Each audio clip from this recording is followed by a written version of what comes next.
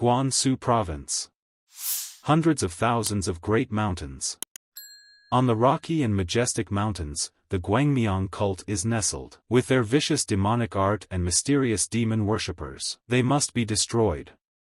They are the forces of rebellion, so we must kill them all. And at the center of the Guangmyong cult is he who said he would punish everyone, a powerful martial artist. He was able to master the ultimate art of the demon lord. The outsiders called this place a demonic cult. If they reached the central plains, the world would be plunged into unprecedented chaos. He, Jan Chagak, the first son of the head of the Murim Union, will guide these people to the right path. His disciples congratulated him on the end of his secluded practice. Since he is their young master, the first son of the head of the Murim Alliance, Jan Chagak.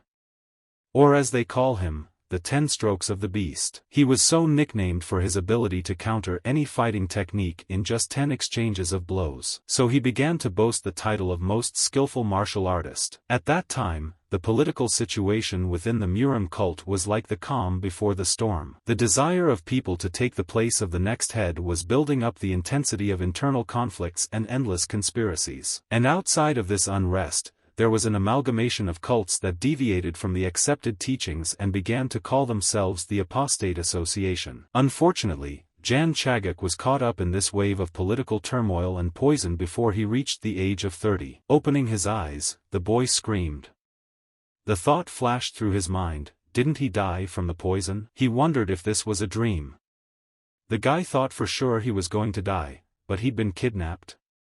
At least he's alive. He looked around and saw the glowing spheres.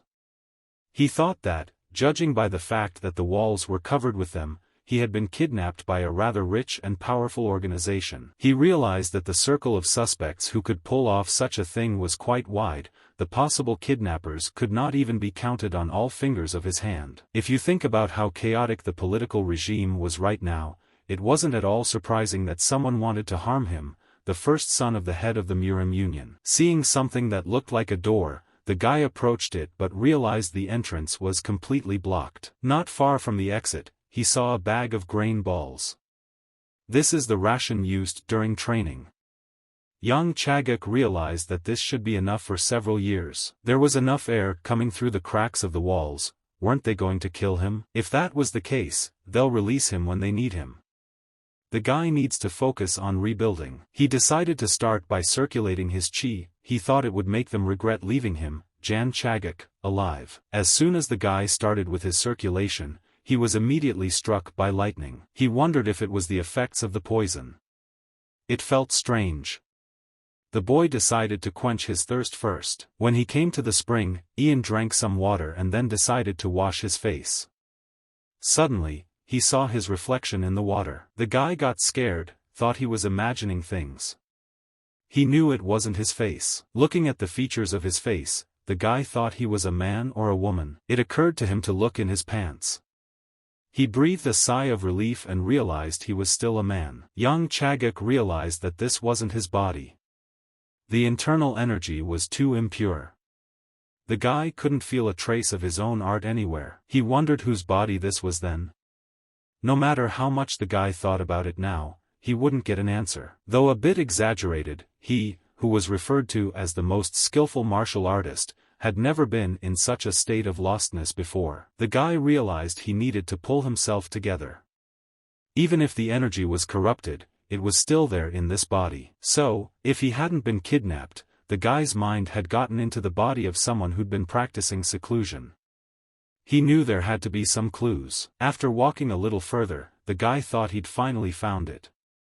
It looked scratched out for like a century, but he could make it out. The boy thought this was the art the body master was studying.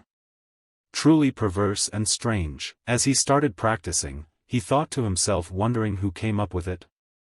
Maybe Drachma. After thinking about it, the guy realized that no, it was too vicious even for him. Yen had never met a great martial art like this after all. On the wall, the boy read the words death and rebirth. He could only become stronger by being exposed to danger. That was what the body's owner had written last. The guy realized that the man died of excess chi. He channeled the energy through the wrong body streams. He needed to follow the source and control it until the energy was rooted in him. Training only on images, he interpreted everything based on common sense alone, but he was wrong. This art seeks to destroy everything. Though proud, it is truly worthy to be called an art that defies the heavens. Walking over to the bag, the guy realized that the amount of grains had noticeably decreased. It must have been at least a few years. He finally learned everything depicted there. Unfortunately, the drawings ended at the pose of the 10th star. Yen thought that he couldn't master her, but just everything before that, the guy had already surpassed the power of his past life and reached an irreversible transition to a new stage. He had also acquired chi equal to 240 years of practice. So being imprisoned there was a blessing for him. As a student, the guy has never had the opportunity to show proper respect, so thanks him for his wisdom. Swore he would not stray from the path of justice with his teachings. His father ruled the Murim world, but the lad was sure he could do more. The same could be said for the art of the senior monks, but this is an unknown art. It's something he wouldn't be able to surpass after spending an entire life practicing past techniques. Bowing, he said that he promises to serve the one who created this art hundreds of years ago as its one and only true master. As a man who walks the path of justice, even if the heavens fall and the earth shakes, his decision will never change. After the promise he made, the guy decided to hit the road. It was time to leave that place. Looking at the passageway, he figured there was still no hint of how to open it. When he would take care of it himself, there was no reason for him to stay there anymore. The current him would not be so easy to defeat even if one of the 10 strongest Murim practitioners showed up. Breaking down the passage, the boy stepped outside and squinted against the familiar blinding light. As soon as he breathed in a full chest of air, a man sitting under a tree caught his eye. Turning to the man, Ian asked for permission to ask. Well, as soon as the man saw him, he immediately shouted at the top of his voice. He couldn't say a word. The guy thought, isn't that mine? After all this time, he met a man who turned out to be mute. Jan Chagak asked the man if he could not speak. The man began to bow, saying that he had committed an unpardonable sin, and then asked to be spared. The guy thought he mistook him for a thug, although he really didn't look good. Asking the man to calm down, the guy asked why he wanted to harm the man. A man screamed he was gonna send him into the corridors of 10,000 demons. Started begging to be killed. Grabbing him by the shoulders, Ian asked what he was doing. The guy asked him to stand up. Suddenly, the man lost consciousness. He didn't realize what a fearful man was. Putting him under a tree, the guy apologized for scaring him, but he had to go. After passing through that forest, a city appeared in front of his eyes. When he came down to its gate, he saw several warriors. As he looked at them, he realized that they were emanating a very strong energy. Such warriors were just guarding the entrance. He didn't realize what this place was. Ian saw them approaching. Would he really have to fight? As suddenly, they kneeled before the young master and congratulated him for completing his training. The boy didn't immediately understand why they were calling him young master. Raising his eyes to the entrance, on the sign he read Guanmyong cult. It's a place tucked away among countless centuries old and majestic mountains. A place you can't leave so easily once you set foot in its territory. Outsiders call it a demonic cult. The warriors who showed respect called him young master, which means master of the body. The boy didn't understand how this was possible. The son of the head of the Murim Union, bound to strive for justice, is now the young master of a demonic cult. He thought about it, then it turns out the techniques the guy was learning in the cave. One of the warriors said that then, if the young lord had completed the training, did that mean they had mastered the demon lord's supreme art? He was horrified. He thought, demon lords? The creator of an art that the guy had trained in for years. The man he mourned and vowed to serve him as a true master belongs to a demonic cult, a demon lord? Grabbing him, the guy started yelling that he didn't. The others tried to calm the young gentleman down. The guy thought that he, young Chagak, had mastered the supreme art of the demon lord of the Guangmyong cult. Plus, after being reborn into the body of a young master. When he woke up, he realized that it seemed to be just a dream. He looked around and thought it was definitely a dream. Jan Chagak went to wash his face. But as soon as he looked in the mirror, he realized that it was far from a dream. He didn't understand why he was being punished like this. Why did this happen to him? Dark Palace. The woman asked Mist to relax her face or she would get wrinkles. It was the princess of the Dark Palace, the second daughter of Dan Ywa. Does the woman think she should be smiling right now? When that bastard came back, the girl started saying it's been 3 years since he left. Why did he decide to come back? She wanted him to die there too. The woman asked her to keep her voice down in case someone hears. She started screaming, who else could be there but them? No one would dare to overhear. If they did, who cares? She really wants him dead. The woman started telling her that the girl was supposed to be his wife. She shouldn't have said that. She thought that this was how Jehovah would end up alone. The girl began to speak the Demon Lord Supreme art. Even the head himself didn't manage to wield it, she didn't expect the guy could. The girl heard that he cried and fainted. The nanny said it must be, it didn't go the way he planned.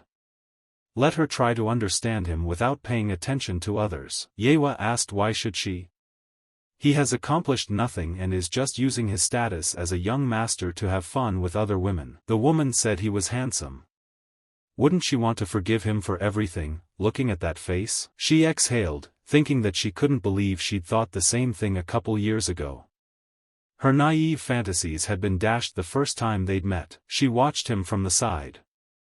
As she approached, she asked him if he was the young master. The girl said her name was Dan Ywa. When he heard her name, he asked her if she was his fiancée. Then he said that she didn't look too bad. Holding out his leg, the guy ordered her to massage it for him. The girl didn't immediately understand what he meant. He said he couldn't have her, so don't worry. He said he would massage her, too, after they joined their bodies. He was 15 and she was 14. Did he think the Demon Lord Supreme art was just another joke? His ancestors gave their lives trying to master those techniques. She said she even wanted to applaud him when the guy decided to lock himself in the corridor of the higher demons. Everyone hated him so much, no one stopped him. The girl said that if he had vowed to master that art, he would have had to give up his life.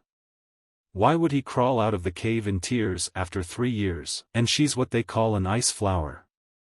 Why does she have to marry a jerk like him? The girl screamed that she'd rather die. The nanny asked if it was time for Mist to go to Mayong's small palace.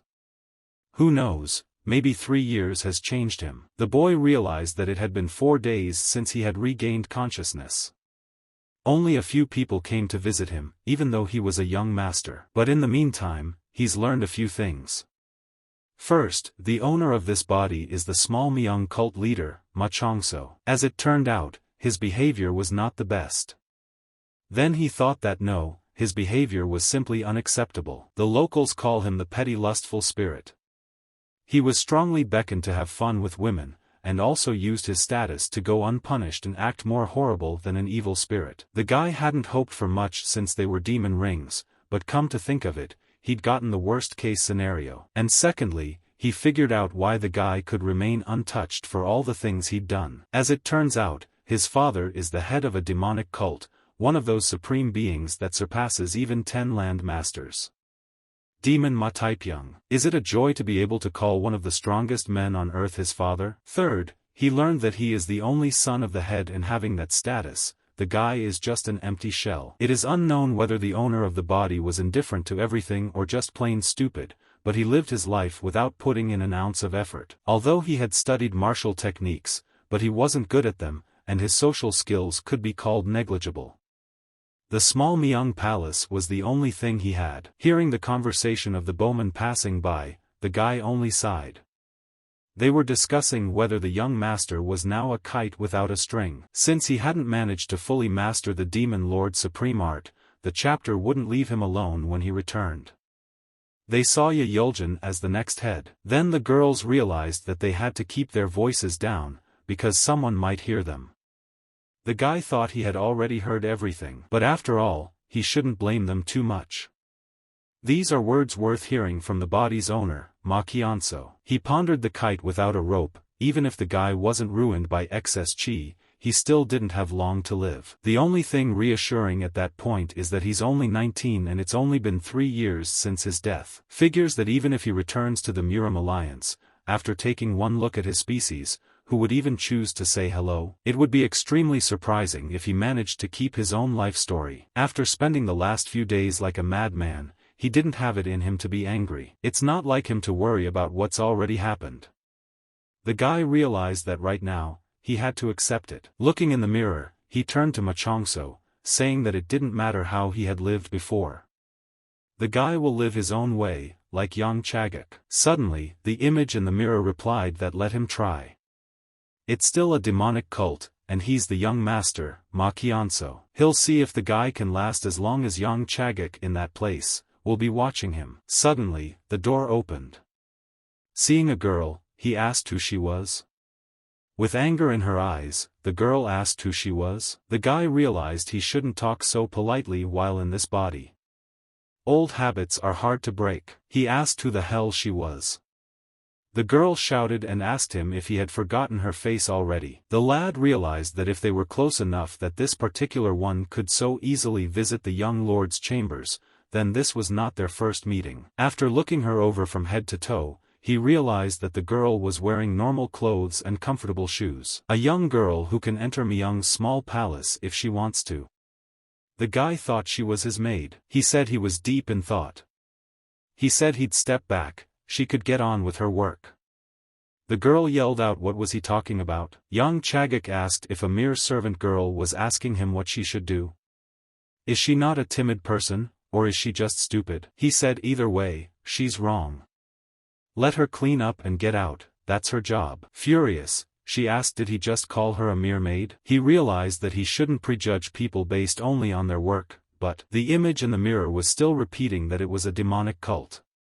And he, the young master, Machongso. Did the guy ask her something wrong?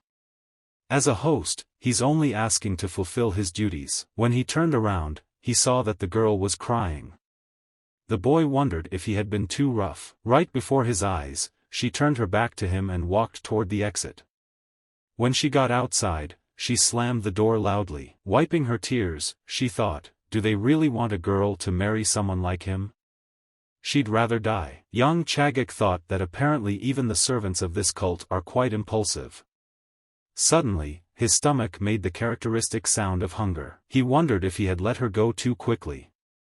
The guy should have ordered her to do something. Ian ordered himself to pull himself together first. He needed to find out the circumstances of things first. Thus, this guy is almost the only one who lives in the entire small Mayong palace. Entering one of the rooms, he asked Yultak is there? Seeing the young gentleman, the boy asked what had brought him there at this hour. Young Chagak thought about the fact that he was Machongso's servant and the only person who had visited him in the past 4 days. At present, the hardships are living in this attic. The boy said the gentleman called him by name today. Are the memories coming back? When he came back, he looked a little gloomy, so he was worried. It's because he's lacking negative energy, right? Putting his hand on the gentleman's shoulder, Yultak asked if he had a reservation at the brothel. The guy thought what they say, trash reaches for trash. How could he be so vicious? Pushing him away, the Lord ordered him to stop this nonsense. Let him allow him to ask a few questions, as his memory had not yet fully returned. Placing his hand on the gentleman's forehead, the lad said strangely, there seems to be no fever. Yultak said that the guy talks as if he is a man of a traditional cult. The master immediately pushed his hand away. Young Chagak thought he had noticed. What should he do? Should the guy kill him and get out of there as soon as possible? Laughing, Yultak said he was joking. The Lord was so surprised. A lad now? Remembers, his behavior was somewhat different. He said he was a busy man, but he had to follow the young master's orders. The boy asked, does he call someone who sleeps in broad daylight busy? Yultak asked what exactly the gentleman wanted to ask him. Suddenly, the boy saw that he was tending flowers. The boy shouted for Mr. Please don't touch them. Ian said that looking at those twisted and soft leaves, one would think that this was nature's way of greeting him. Looking at him, the guy asked if he was a young gentleman. Did he happen to hit his head anywhere? Thinking briefly, the gentleman asked how he had said it earlier. Thinking about it, he said that normally it would have looked like this. Yultak turned into an angry guy who started yelling that fucking piece of spoiled tofu. If he said that again, he'd cut his goddamn tongue into 5 pieces too. The boy asked why the Lord was looking at him like that. Actually, he was one of the worst, but it was normal for a demonic cult representative to express himself harshly. Young Chagak replied that it was fine, he'd better tell him how the cult was organized. Suddenly, his stomach made hunger sounds again. Yultak replied that it was very loud. The guy had told him to get something to eat. He suggested going somewhere to eat and then they could talk. Afterwards, I asked the gentleman if he remembered Mayong restaurant. It's a meat dish with white garlic. It's made from recently caught pigs, cut into pieces, and after scalding, it melts in your mouth. Does he think that's it?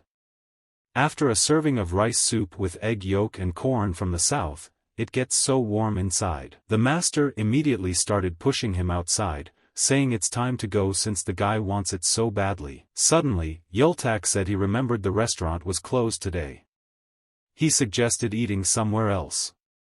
The gentleman asked why. The guy said there's a gathering of the Mayong cult heirs today. All the children of important clan members will be there. He immediately added that he strongly advised the gentleman not to go there. There was only one thought in his mind, the heirs of the Mayong cult. Stepping outside and breathing in a full chest of air, the guy thought what marvelous weather. Already steamed with the gentleman, the guy asked if he was sure he was going to show up there. Ian said yes. Yultak began to ask Mr. Understands that he didn't just advise him not to go there, right? He just asked me to tell him how the Mayong cult works. The guy says that the cult consists of 9 palaces. They, in turn, are divided into 2 Mayong palaces and 7 outer palaces. The Mayong palaces consist of Gwangmyong Palace, where the cult leader resides, and the small Mayong Palace, where he resides. The other 7 palaces are currently a threat to Gwanmyong Palace. Jan Chagak asked why. The guy replied that it was because the head wasn't there. No one knows where he is. Because of this, there was a rumor that a new head of the cult had to be chosen. Ma Taepyeong, the head of the demonic cult, suddenly disappeared, leaving only a single note asking not to look for him. It's only natural for wolves to try to become king of a territory when the tiger is gone. The guy replied that the whole young gentleman is spot on. Yultak asked why he was referring to himself in the third person. He replied that it didn't matter, let the guy keep talking. Yultak asked who will see him as the next head. The guy is incredibly weak, unreasonable, and his actions are shameful. There's nothing beautiful about him except his pretty face. Even he wouldn't choose him. If any dog becomes the next chapter, what happens to the demonic cult? It will become a dog cult. The gentleman replied that he was terribly open in communicating with him. Yultak said it was all the others talking. He is forever his loyal servant, isn't he? Anyway, the guy had heard that the Lord would lose everything if he couldn't master the Demon Lord Supreme Art. He seems to be fine. Young Chagak thought that he shouldn't renounce his word so easily, so he would continue to consider the Lord as his master. But a guy shouldn't use techniques without proper necessity. Yultak asked casually, does he know how many people are part of the Mayong cult? The master replied that he would guess about 10,000. He replied that no, let him listen to him carefully. If you count the regular ones on the Central Plains, the cult has millions of members. Now it made sense to him why the emperor was fussing. Had he ever seen the government go after a Murim union or a renegade association? All they do is single out Mayong and label its members as enemies of the country. Speaking of which, no emperor has ever declared any cults enemies, whether they adhered to those traditional teachings or not. And millions, it's like one big country. It's not just a group of martial artists. Mr. asked then it turns out that 7 palaces take on the role of 3 ministries and 6 ministers, then why are they still silent? The guy said it's been 2.5 years since the head disappeared. That's enough time to organize a rebellion. Yultak replied that the rebellion is certainly wanted, but not all the palaces are on the same side. It turns out that the 2 Mayong palaces, the 7 side palaces and the Council of Elders are trying to keep the balance between each other. The guy replied that they were waiting for the Mayong cult's heavenly festival, which was held every 2 years, but the appearance of the heir to the head seat, which was him, would change things. Master asked, but then why are there only 2 people in the small palace? Where are all the others? The boy replied that there were more, but he threw them all out of the door. Jan Chagak asked him. The boy said yes, once because of his ugly appearance, once because he was too thin. Did he ask if he could tell him more? The boy realized what a short-sighted man he was. But now he realizes more, there are many who want to rule there. The situation is peaceful at the moment, everything is in balance. True, it was still dangerous. If anything outweighed it, there would be a great war. And after that, the spears could be pointed at the central plain. Yultak said he would do it again, the gentleman would gain nothing from being there. Ordering him to shut up, the boy said he'd just let him take him there. The master understood his worries, they would look down on him. He also has a soft side to the master. However, he has always been taught to meet injustice face to face. Thinking succinctly and acting quickly, if he's at an impasse, there's only one thing left to do. He needs to be changed direction or all barriers will be destroyed. And the guy will do it not as a cult member, but as a man following the path of justice, Yang Chagak. The master said that they should all be about the same age, so there should be no problems.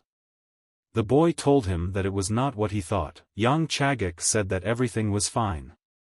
Now that he had left his palace, he had the sole and exclusive right to send his greetings to everyone. Mayong cult, Mayongkan restaurant. A man asked why they couldn't come in. The guard said that all the tables were occupied, so let them leave. He asked what that meant. Because he could clearly see that there were empty seats inside. The man replied that those seats were reserved. His friend suggested he leave. They said this place is under the control of the palaces. Even the guards are strong martial artists. Suddenly, a guard shouted, "Fortune of the East, second son of the Poison Palace, leader of the Steel Poison Squadron." Everyone realized that today was the day to choose the heir to the Mayong cult. The second daughter of the Sword Palace, Iceflower Dan Ywa, appeared in front of them. They realized that this was the miss who was the most beautiful among all the cults and associations. People didn't understand why she was there today. One of them said he'd heard she was a stranger to such events. The men looked at her with their mouths open. They said that it looked like the rumors were true, she was really beautiful. The girl thought about the fact that the young master was not the only man in the Mayong cult. She would end this marriage if she became betrothed to someone like him. As she entered the room, she looked at everyone in turn. One had an overly elongated face, the other looked weak, and the third guy's stare made her feel uncomfortable. Heading for the stairs, the girl thought it would be better to go up to the second floor and stay there. Chun Amu shouted that the ice flower had come to meet the heir. Today they are celebrating the day. And those who didn't show up would soon regret it. The guy said that who knows, he might get lucky that night. He was the second son of the head of the merchant palace, Chun Amu. He said that the name Ice Flower suited the girl. After greeting her, Chun Amu introduced himself. The girl realized that he was sucking up, but at least this guy looked the most status among all of them. It's a gathering of the Mayong cult's heirs, but she doesn't see any representatives from outside palaces or the council of elders there. She thought maybe a Yuljan would come. He asked what on earth had brought the ice flower there. Had she guessed that he would be there too? Looking at him, the girl realized that he obviously didn't think before he said anything. She didn't understand how he had so many teeth. Suddenly, she heard that the only son of the Mayong cult head, small palace head Ma Chongso, had also come. Seeing him, the girl thought, why did that creep show up there too? At the restaurant, the guy told the young gentleman that he had thought again and still didn't think it was the right decision. He suggested he go back. Why is he standing there? Tell him to turn around quickly. Without thinking, the gentleman pushed him forward. The boy started yelling at him to wait. As soon as the guard saw him, he asked, "Did Yultak come to the meeting?" The boy replied that they had not seen each other for a long time. The guard wanted to call out his name, but the guy covered his mouth with his hands and said he wasn't the one who came. Looking at him, the man asked if it wasn't him, then who was it? He saw that it was the head of the small palace, Mayong. He immediately asked why he was there. Is he trying to do something again? One of the men rose from his seat and said he would go, then wished everyone a safe journey home. The guy thought that regular people didn't overlook the demonic cult. He thought they were all crazy, but that opinion was only because of him. Looking at the guards, the Lord said to let him report for duty. Isn't that his duty? The man immediately shouted that the only son of the cult leader Mayong men. Let them meet Machongso, the head of the small palace. I immediately rose from my seats and greeted the gentleman. Looking through the crowd, he saw the girl run out the back door. Turning to the lad, he asked him to be alone.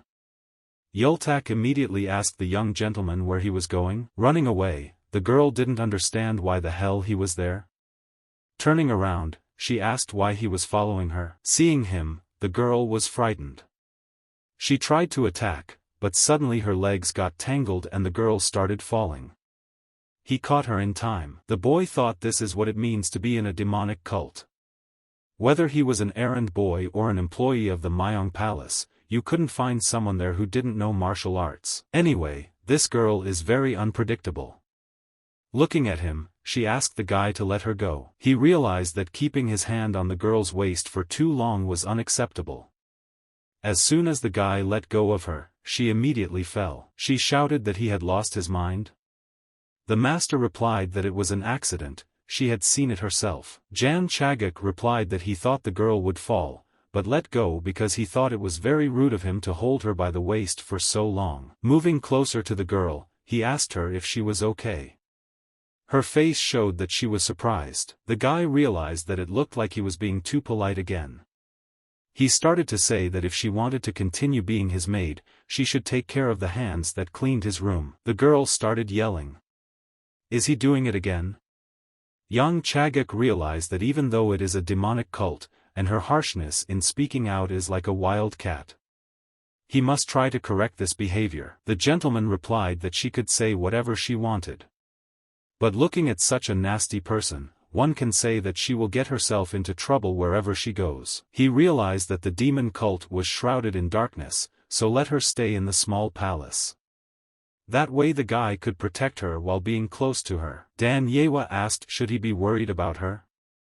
Doesn't the guy know what kind of meeting is going on tonight? He said it's the Mayong heirs meeting. She screamed. So he knows, but he's still in there.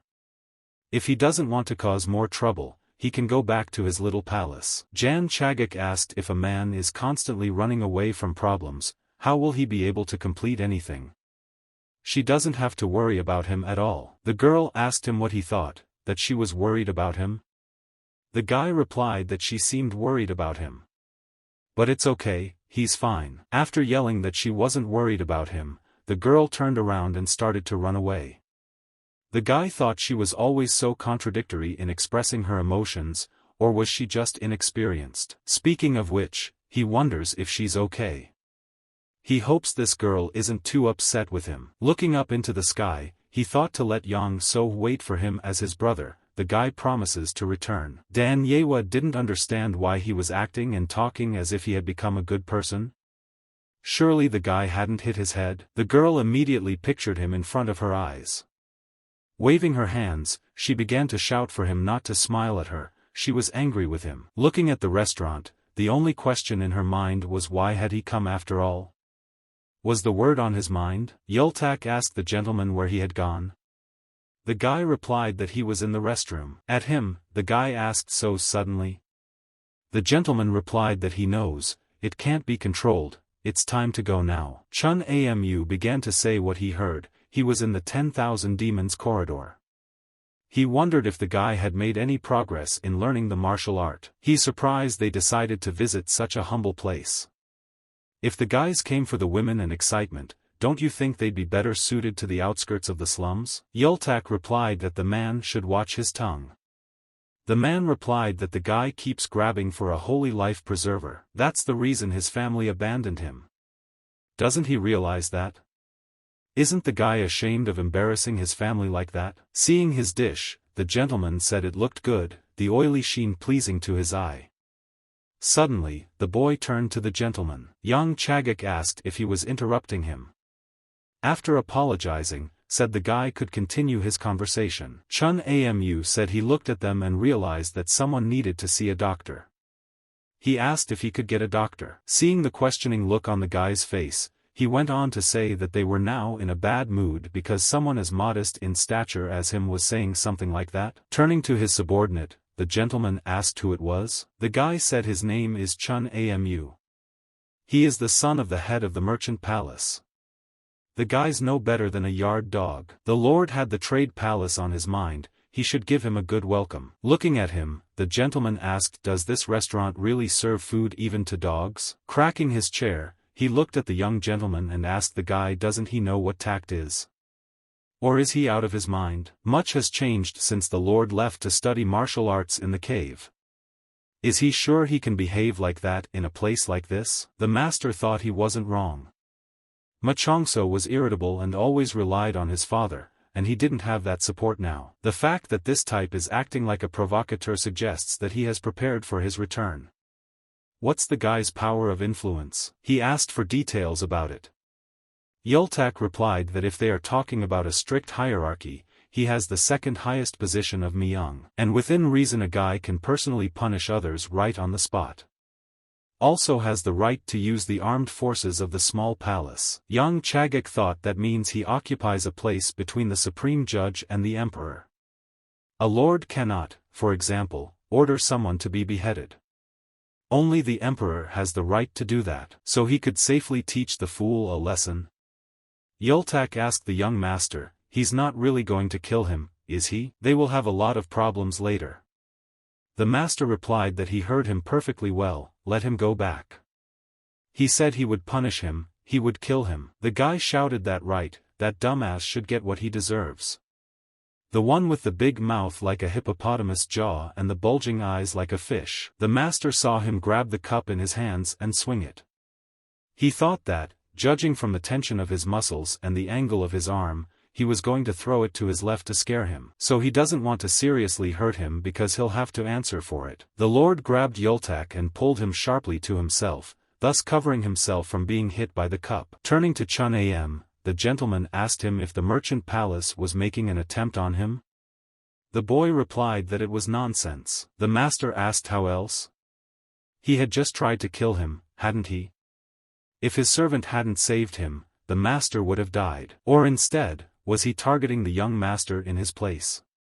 The boy shouted that absurdity, it was only a drinking cup. Looking at his servant, the young master asked how he was feeling.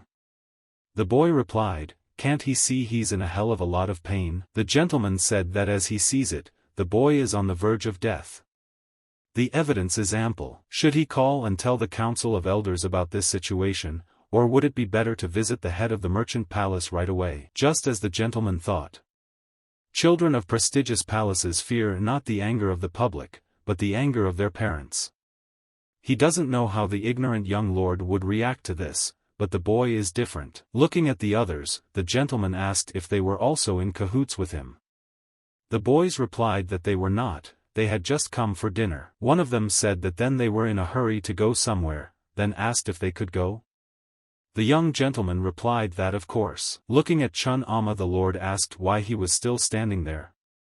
If he wants to kill him, let him do it quickly, this is his last chance. Smirking, the gentleman said he wished success for the trading house. In that case, through anger and hatred, the boy asked to be forgiven. The master asked forgive him for what? He said he was out of line. The guy said Chun Amu hurt a man, and that's all he could say. Amu shouted that it was because the lord was using him as a living. Young Chagak replied that if he thought he could hide behind his father's name, let him not try. Even if thousands bow before him, the time is coming when their blood and tears will become daggers that will be repaid into his vicious heart. Does the Lord think he's lying? He, Machongso, will be his retribution. The boy immediately fell to his knees and apologized, saying he had committed a grave sin. He only asked not to go to his father. The Lord replied that he should shut up and go to his palace immediately. He will tell them that he will visit them soon. No one understood what was going on. The head of a small palace declaring war on a merchant palace. They understood that usually the young lord used his father's name more than anyone else. The guy thought of the 7 side palaces along with the council of elders, one by one, he would come to each one. One of the 7 side palaces, a trading house. The head of the trading house is Jong Saemin. Turning to his father, the boy told him that the head of the small palace was only trying to scare them. The man shouted, "Does the boy even realize what he's done?" Chun Am wondered if the Lord would be able to do anything to them. He wouldn't understand why his father was so angry. The man ordered him to shut his mouth. No matter how low and stupid he was still the head of the small palace. The guy said it was a misunderstanding. He hoped the Lord had lost his fighting ability due to overload. But when he saw him, he thought a tiger had approached him. The man yelled, "How dare his son make excuses? He doesn't want to see his face, let him leave to the demon corridors and not return until he himself allows it." He immediately asked his father if that was too harsh. What about his training? The man asked him to shut up. Does he think he can't punish him for such behavior? It had been 2 years since the head of the Mayong cult, Ma Taipyeong, had disappeared. According to the opinion of the Council of Elders and the 7 outside palaces, it was decided to choose a new head. A new sun is destined to rise during the festival in honor of the Feast of Heaven. In any case, the young head of the small palace had returned after completing his secluded practice. If they bring up the issue of choosing a new cult leader, he will take over. As long as there is no head, the young master stands above everyone else in terms of his status, despite everything. At this moment, the head of the small palace is like a powder keg, ready to explode at any moment. They need more time to observe and take action. His son is an idiot, stirring up a hornet's nest. Turning to the gentleman, the man asked if he had called him. "This is the captain of the Gold Cavalry Squadron, Chong Byron." The man asked how he thought the head of the small palace did it, understanding their current situation. Jong replied that he was a man of his equal behavior. It's hard to think about what his motives are. The Lord added, "What's still strange is that the guy was able to handle his son so easily. Why would he call this ignoramus a tiger?" Chong Byron replied that young Master Chun Amu was known for his modesty. The young head was an ordinary martial artist at his not-so-great best. Even if he isn't stupid, there's no need to worry so much. Turning to the master, Jong Byron said that this was their chance. He added that it was a great opportunity. Looking at him, Jong Saemin asked why the man thought so. He said that since all powers are equal, the master is the grain on the scale. Either he would be on their side or they would kill him. That was the boundary dimension of the situation. The man asked, "Isn't that what he was talking about?" In these times, a charge of sedition could finish them all off. If someone else from outside the palace kills him, they can frame them, after which they will meet their death. Jong Byron replied that that's why he called it a chance. The head of the small palace is impulsive and impetuous.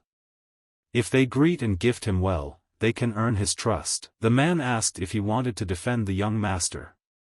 Jong replied that yes, by protecting him they could earn his favor. Everything was coming to a point where a trading house could run a Mayong cult. The head replied that it was fine, that is, he meant to become the cult's ruler until the head returned.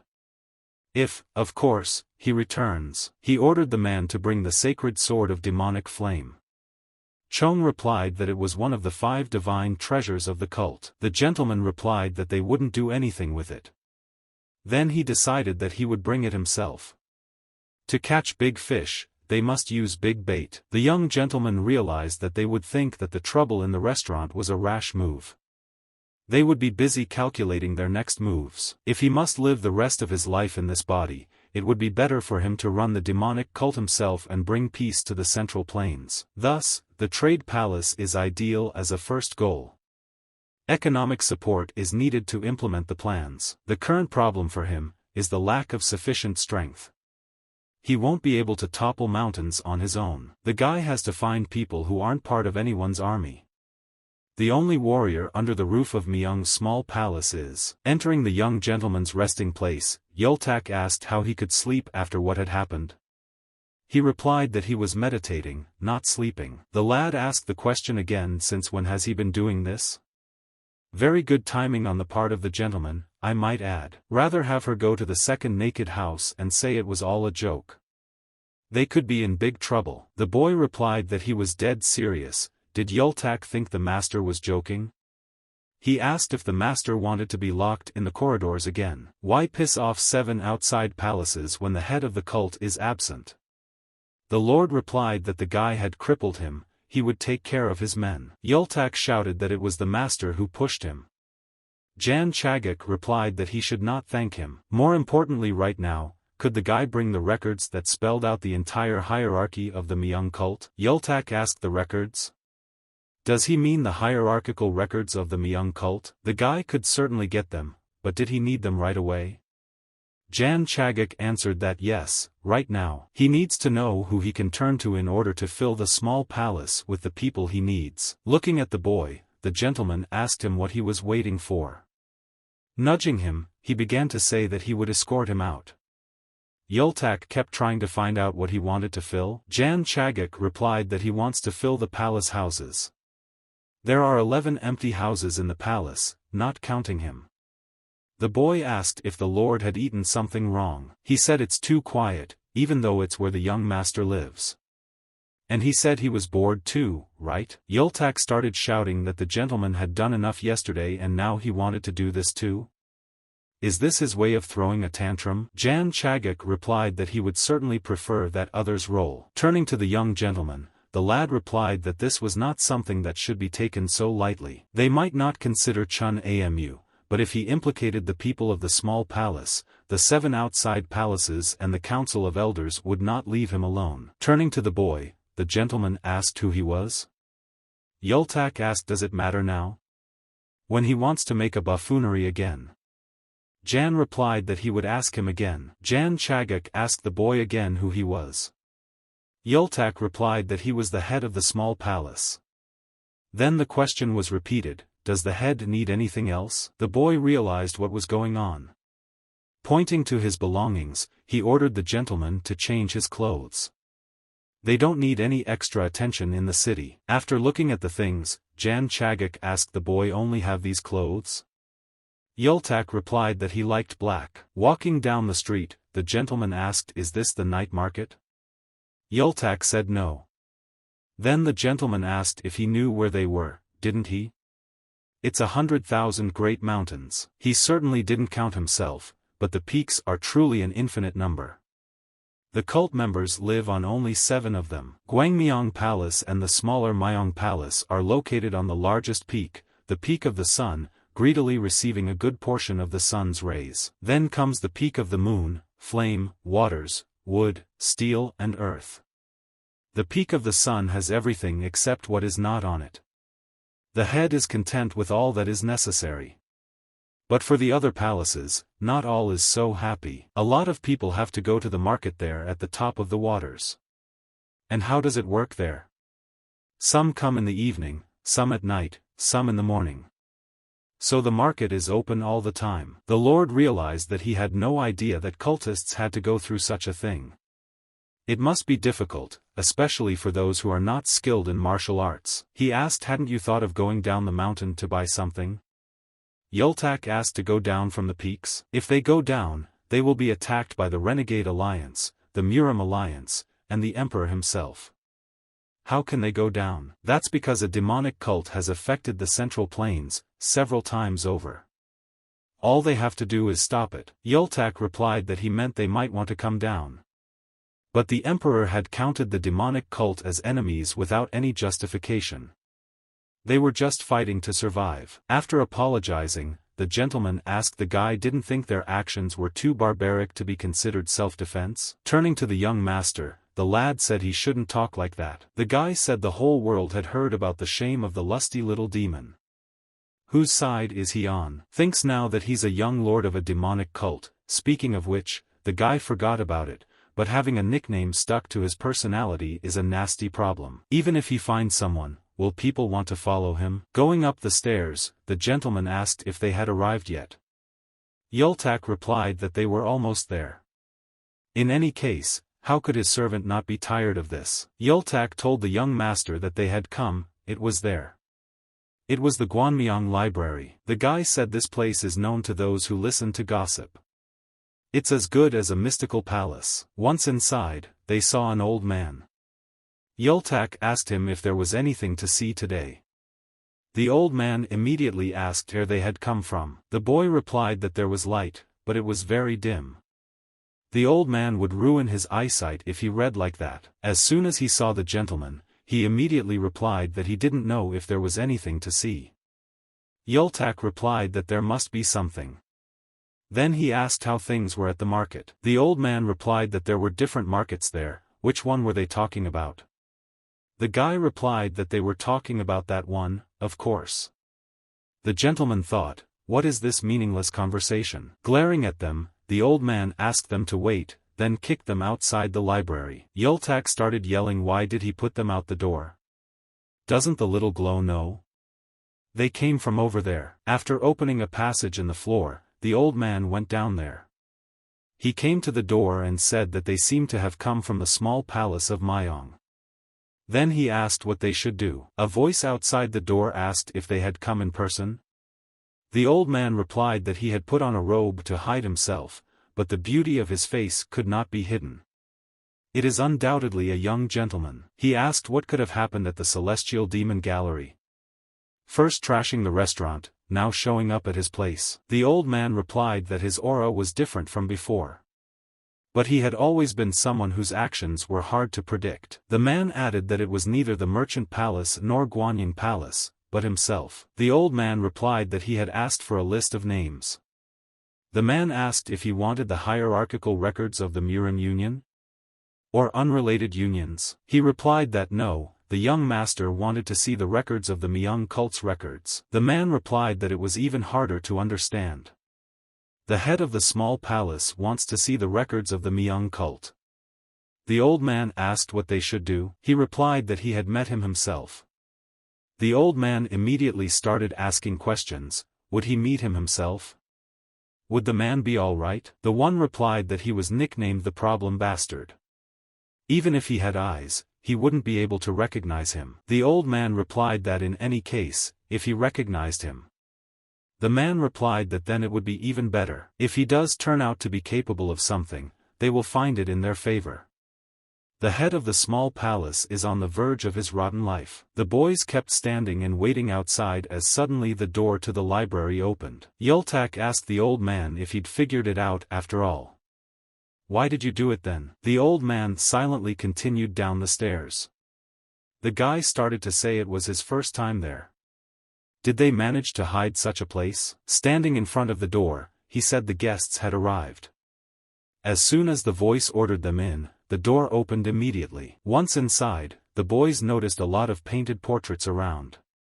Yultak asked what they were. The man replied that it was just the old man's little works.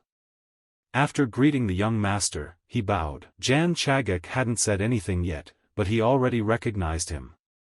The old man replied that you learn these things with age. As the guy sees, he can't stand on his own. Apologizes that he can only greet in this way. Jan Chagak asks the old man made this chair himself. The man replied that it was called a wheelchair. There was nothing in his abilities that could be praised. The guy replied that the secret room was located under what was called the library. And a man who calls himself a crippled old master but is actually more great, how can that not be surprising? The guy started saying he was a great artist. Looking at the portraits, he realized it was a list. Must be a list of outstanding Murim fighters. Not the Orthodox connections, the Murim alliance, the Emperor's forces. They captured each of the outstanding fighters who had reached the highest stage. The guy's mind was full of questions. Who is he? He can't believe it, the mysterious monk Sorim, the 7 disciples of Wu Tang, the cloud dragon of the void. Suddenly, in one of the portraits, the boy saw his father. The old man asked if he recognized someone. He replied that there were people from the Murim Union on the other side. The guy replied that they were hard cases run by the library. Who is the old man? The man replied that he is an old man who collects and spreads rumors. The guy added that this is not something an ordinary old man can handle. If it gets out, there will be bloodshed.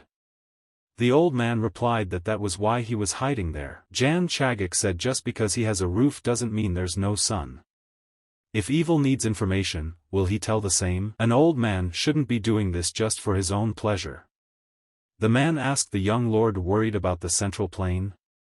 He would make an awfully good ruler. Yultak called him an old geezer, then asked, "Does he want to make up right there? Why does the old man suddenly think he can talk like that?" The man replied that how could he be afraid of the thought of losing his life when he was held by such things. In any case, if he died, no one would be able to leave. As soon as he said those words, the door closed immediately. Young Chagak replied that it sounded as if he wanted to kill him so the master wouldn't get out. The old man asked how could he be capable of doing that. The man simply hoped that they would heed his advice. The master replied that he could pretend, go out and come back with more warriors. To which the old man replied that by then, he would be gone. The guy replied how much confidence he had in him. The old man realized that this was how he would stay alive. Jan Chagak told them it was idle talk. Why did they call him?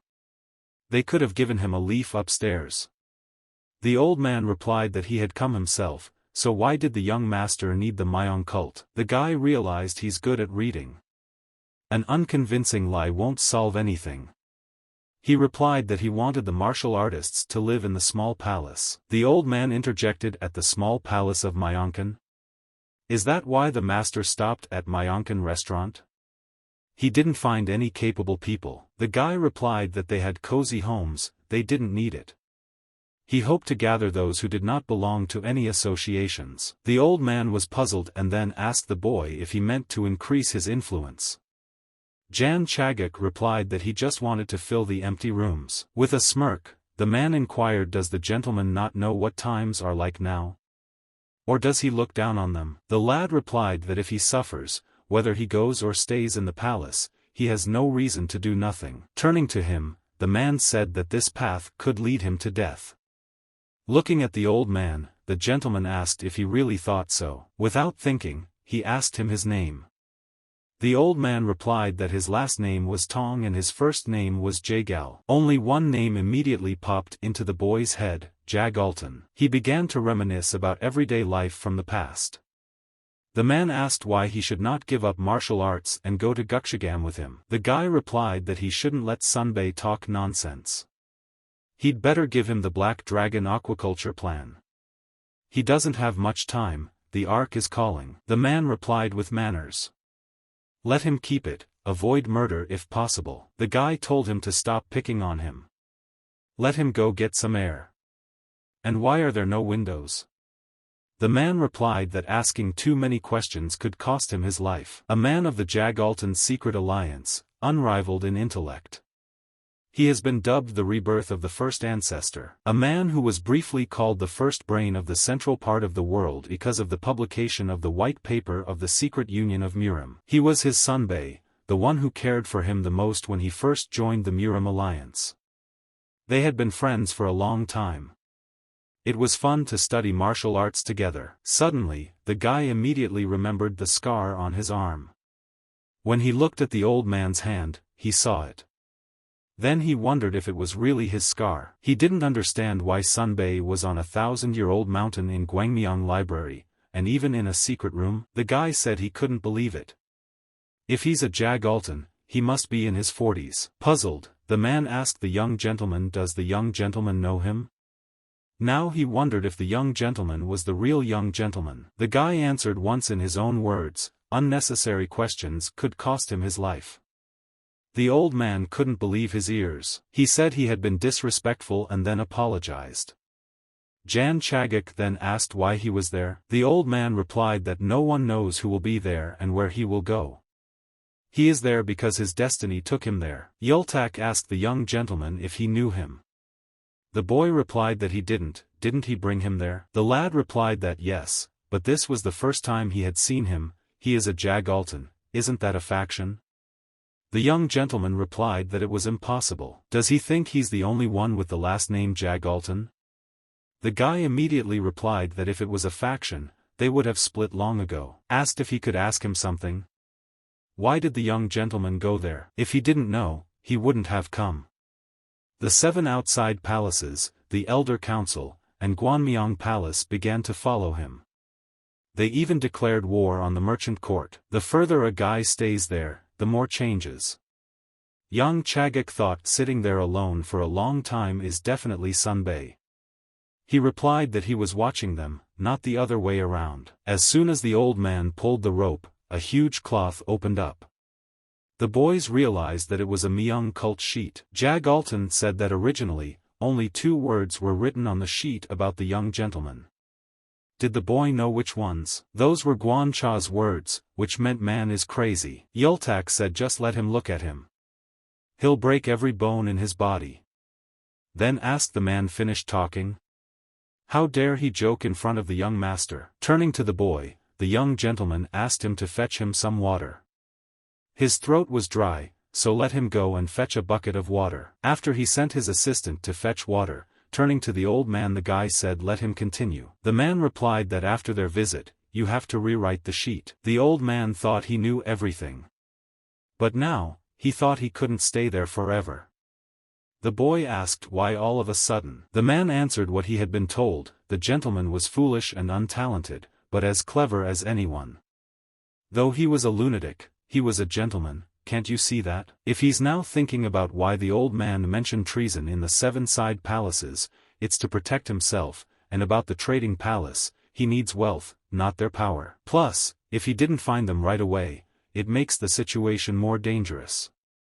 The reason the guy went there, he probably wants to take that spot. Pointing to the cult leader's seat, the old man asked the reason he had come there, wasn't that what he wanted? Lowering his head, the young lord asked what next. If he becomes the head, he will burn that place down. The old man replied that if the lord was going to be head, he would need help. The servants, the council of elders, or the old man. The boy replied that there was no need to worry about it. The old man added that having only a high status could only dream about it. Careful hope can be extinguished by even a little wind. The master asked that if he shook his hand, would he be able to climb up there? Holding out his hand, the old man said 50%. Jan Chagak replied that it wouldn't work even if he flipped a copper coin. I guess I'll have to do it on my own, won't I? The man replied that it wouldn't be worth it. The guy said it sounds like it wouldn't be worth dreaming about. The old man added that he was just telling him reality. Exhaling, the boy apologized.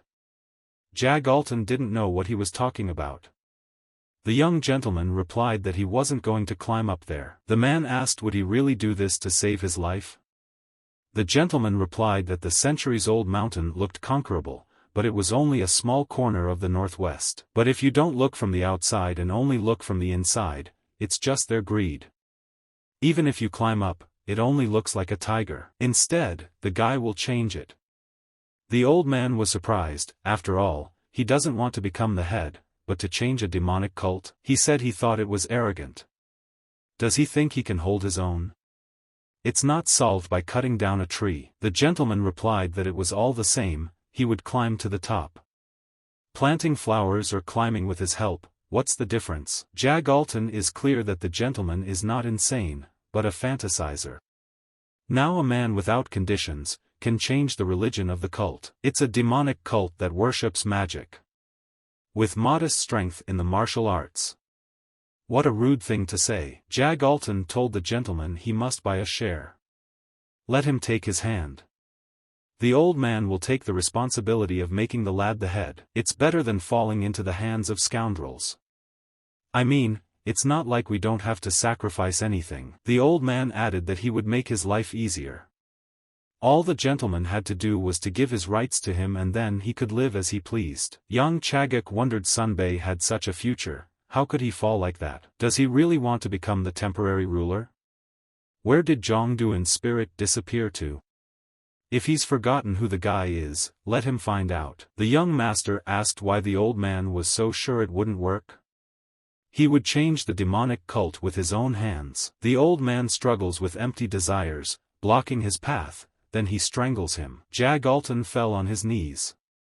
The master said that limited to just this corner, belonging to no other place, reasoning about the world as rude and arrogant. The old man saw that the guy got his power from the cult leader. He asked, but why does he want to change it? After all, there's only one way to get to the throne. The young master replied that the current magical religion is like an abyss. They push each other into the pain and pity they have created, not even able to free themselves. The old man replied that the young gentleman of the cult would not have known such a thing. Wasn't he doing the same thing? The boy replied that that was why he was the heir to the cult leader. Alton started laughing. He said it was so funny. The heir who received the devil's heavenly power changes magic. The master wondered if he was crazy? Or just tired? The old man began to beg him to give him a chance. If he survived, what kind of fear would that cause him? He asked to be spared. The young gentleman asked why he should do so. The old man replied that he had an illegal case. Alton says standing in front of him, in his way. Though his body looks like that, he's sure the Lord will be able to give him some cumbersome orders. How all of a sudden, he questioned if the young master knew who the Howmen were. There was a look of bewilderment in the boy's eyes. He thought that of course, who doesn't know them? It's a .com organization created by people working in the lower classes. Because of that, they lacked solidarity, but in terms of information, openness was known to be superior. He didn't understand how Sunbei knew. Taking out a plaque of gold, the old man said he was a 19th generation Hamuju. The boy thought he was right. The young master said that everyone had been deceived. Haomunju lived hiding on a mountain. The old man replied that this must have been the reason for his progress in attaining the power of a heavenly demon. The boy asked if that meant they had to trust each other now. He asked what the old man wanted. The man asked him to promise him only one thing. There is a military gentleman in the Muram alliance, let him give it to him later. The young master thought he had imprisoned Sunbei in this place. He wondered why Sunbei had changed so much. What was the reason? If he has a knife under his heart, he must be the most intimidating in the Muram alliance. The boy knew it was dangerous to leave him alive. The old man said it didn't matter what the Lord was thinking right now. It was a pity that the plan had changed, but nothing would stay the same if he was the heir. The young gentleman replied that much has changed. The old man asked does he want him on his side? The boy replied that if he followed him, he would have to try harder. Alton replied that before that, whoever he was, engineer or student, would first unify it. If he put it all in, the Dai would not be able to close his eyes in peace. The young master replied that he was mad, let the old man get used to it. Then he asked him if he needed only him. The old man replied that he was an invalid, it would be better if the gentleman brought him to him. The boy replied that he thought it was too much for the faction. The old man told the Lord that he was more suited to the Muram alliance than to the demon cult. Turning to the old man, the gentleman asked what should he do now. He replied that for starters, let him pick it up, he was uncomfortable. Let him think of it as a struggle for life. He began to tell me that the current demon cult was no different than an active volcano. From the 7 side palaces to the Elder Council, they are quite strong like never before. The master said that it means that there are 2 candidates for the mountaintop guide. The old man replied that it is true, so the appearance of the young master is a change for them. If he rejects the head, the power will be taken by the minor heir. Whereas, rejecting the head of the small palace will be a great burden. Looking at the gentleman, the old man asked if he was dissatisfied with anything. The boy clarified why he was asking. The man replied that he usually only referred to Mayong's cult as demonic. The boy realized that it was too early to reveal his identity. He told the old man to let him continue. Alton said that even if a young master had reached the power of a heavenly devil, one could destroy the demonic spirit, but one could not possess it. This was originally created to win the heart of the head, he will give to this young master. The old man said that one of them is the doctrine of the cult secretary Mayong. There are several copies of the original, another book, a continuation of the cult. Looking in, the boy saw that it was a mask. The old man told him that the roots of the Mayong cult of the West. It was said that a demon god created an evil dragon, after which the hero killed it. It was the mask that the hero was wearing. Looking at it, the old man said that it looked like an ordinary mask, but if he put it on, he would be surrounded by a sea of blood. It was made in such a way that no one would recognize him. In the Mayong cult, it was used by 5 gods who were known for generations as heavenly demons. They are scattered all over the world and are unknown. One is known to be there and it is called the Holy Fire. Let him come down as far as he can. When they find out that the Lord has conquered the power of the heavenly demon, 50% of the Mayong cult, he'll have to deal with it on his own. Exactly that much has been lost in legitimacy. This is the consent of the people to the authorities, their voluntary recognition of their right to make binding decisions. The guy realized that thinking about the Murim alliance, his head was exploding. If the monk and the elite monks met in a closed place, it would be a battle that both sides would lose without benefit. The old man said that in any case, there was no need to worry too much. Let him convince half the palaces and the council of elders before the selection of an heir begins. 4 months to go. Let him be careful, the Lord must approach them one by one. There will also be those who will get ahead of him. For example, Wangwi Palace, where the power of information is strong but not powerful enough. Also, his reputation isn't particularly good. The master himself knows, doesn't he? The boy replied that if he was talking about the past, he was sorry. Does Jagalton know? Everybody only knows Psycho. So he needs to show the new him. The power has increased, which means that people are in danger if they continue to live there. On the contrary, the undue pressure of the 7 outside palaces and the council of elders had intensified. The old man asked how to help them. Let him go outside and look around. And then, see those who can change their lives with small things. He said he'd go undercover. Then he asked if the gentleman could do it. Lowering his eyes, he said he thought so. The master replied that he would do it. Jan Chagak asked if it was possible. The old man replied, doesn't he want to see his power? They have unusual qualities, but they go around and around because they can't blend. He told me that the houses in the small palace are empty, only 10 seats left. Is that not enough? The old man asked if the place was not 11. The young gentleman replied that it had just gotten an owner. He asked, such a shabby place like the small palace, the guy still enjoys his luxury. The master replied that now the old man had become sarcastic. Pulling the cloth, he said let him look over there first. Yul Teschik, they'll start with him. At that moment an old man came in with Yultak. Seeing the man's portrait, the guy said he knew him, he was bad. He said he was doing well, and then he lost his wife and drank poison.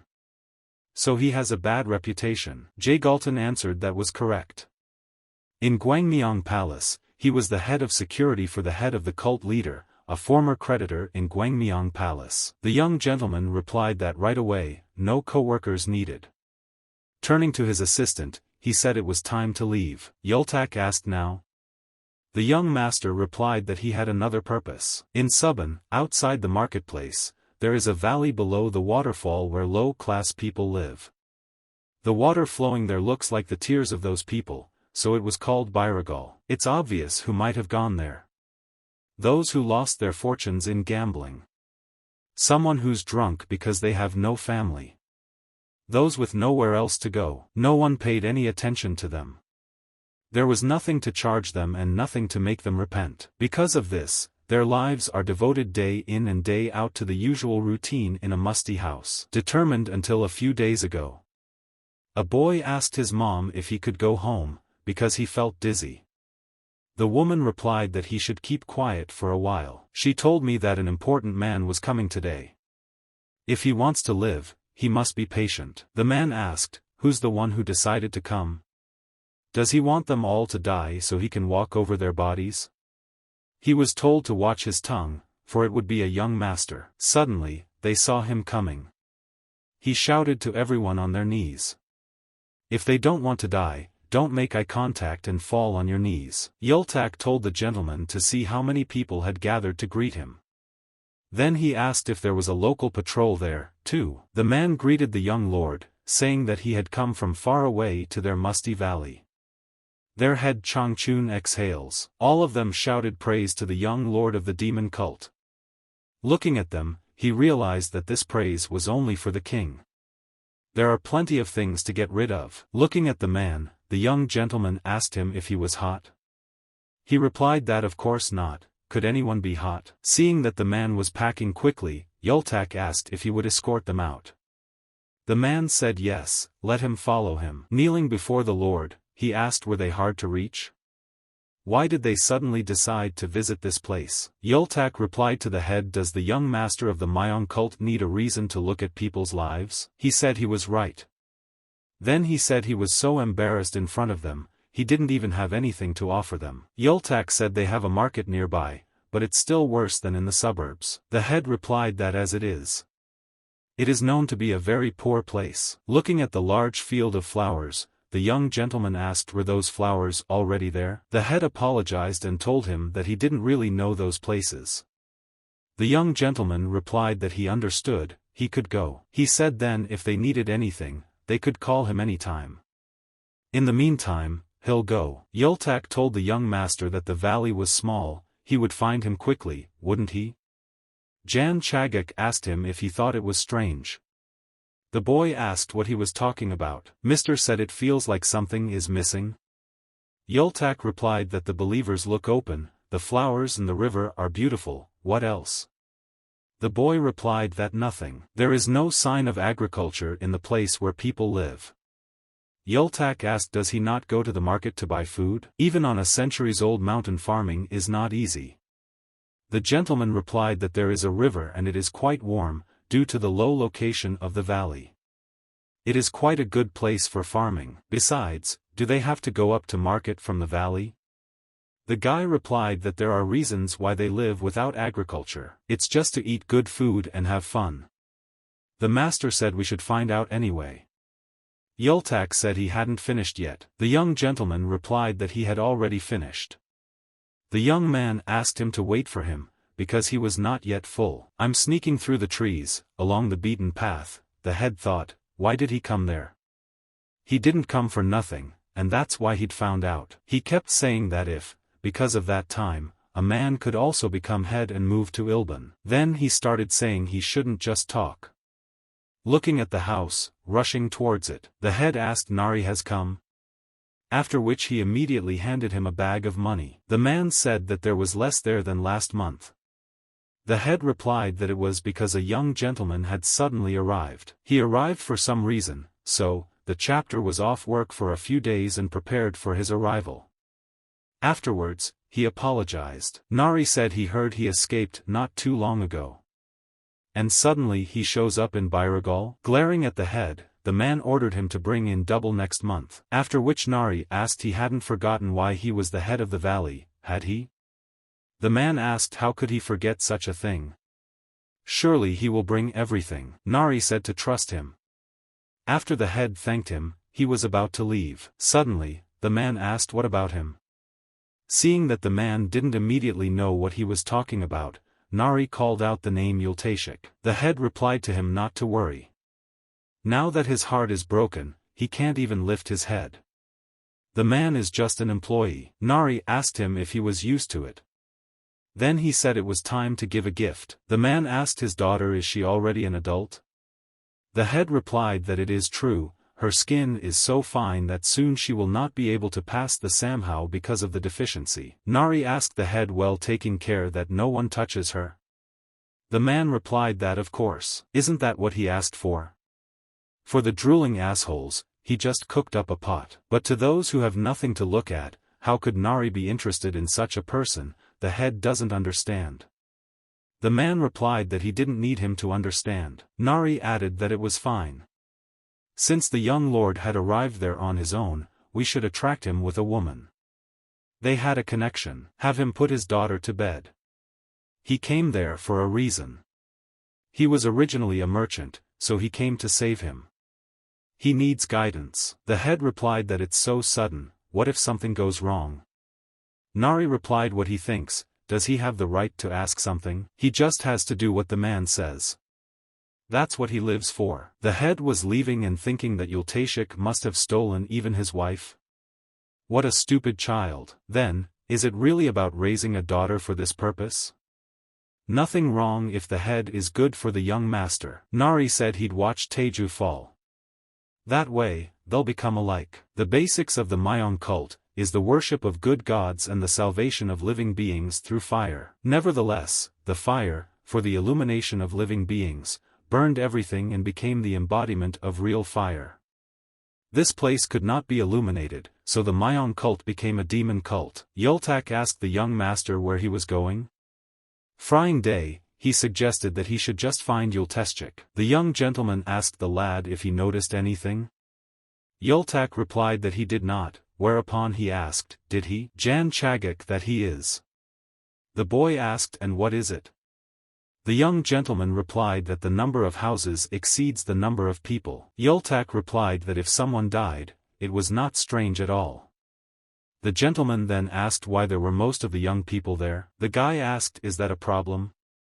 Thinks it's the average age of people in Byragal. Point to the sun. The young gentleman asked then how was the weather? Yultak replied that the sky was clear, but it was stuffy. The guy asked now the gentleman is powdering his head with the weather? Maybe he'll start getting debauched because of the heat? Looking at his master, the boy told him that the day was really hot. Jan Chagak replied that it was really hot. The young gentleman said that was the problem.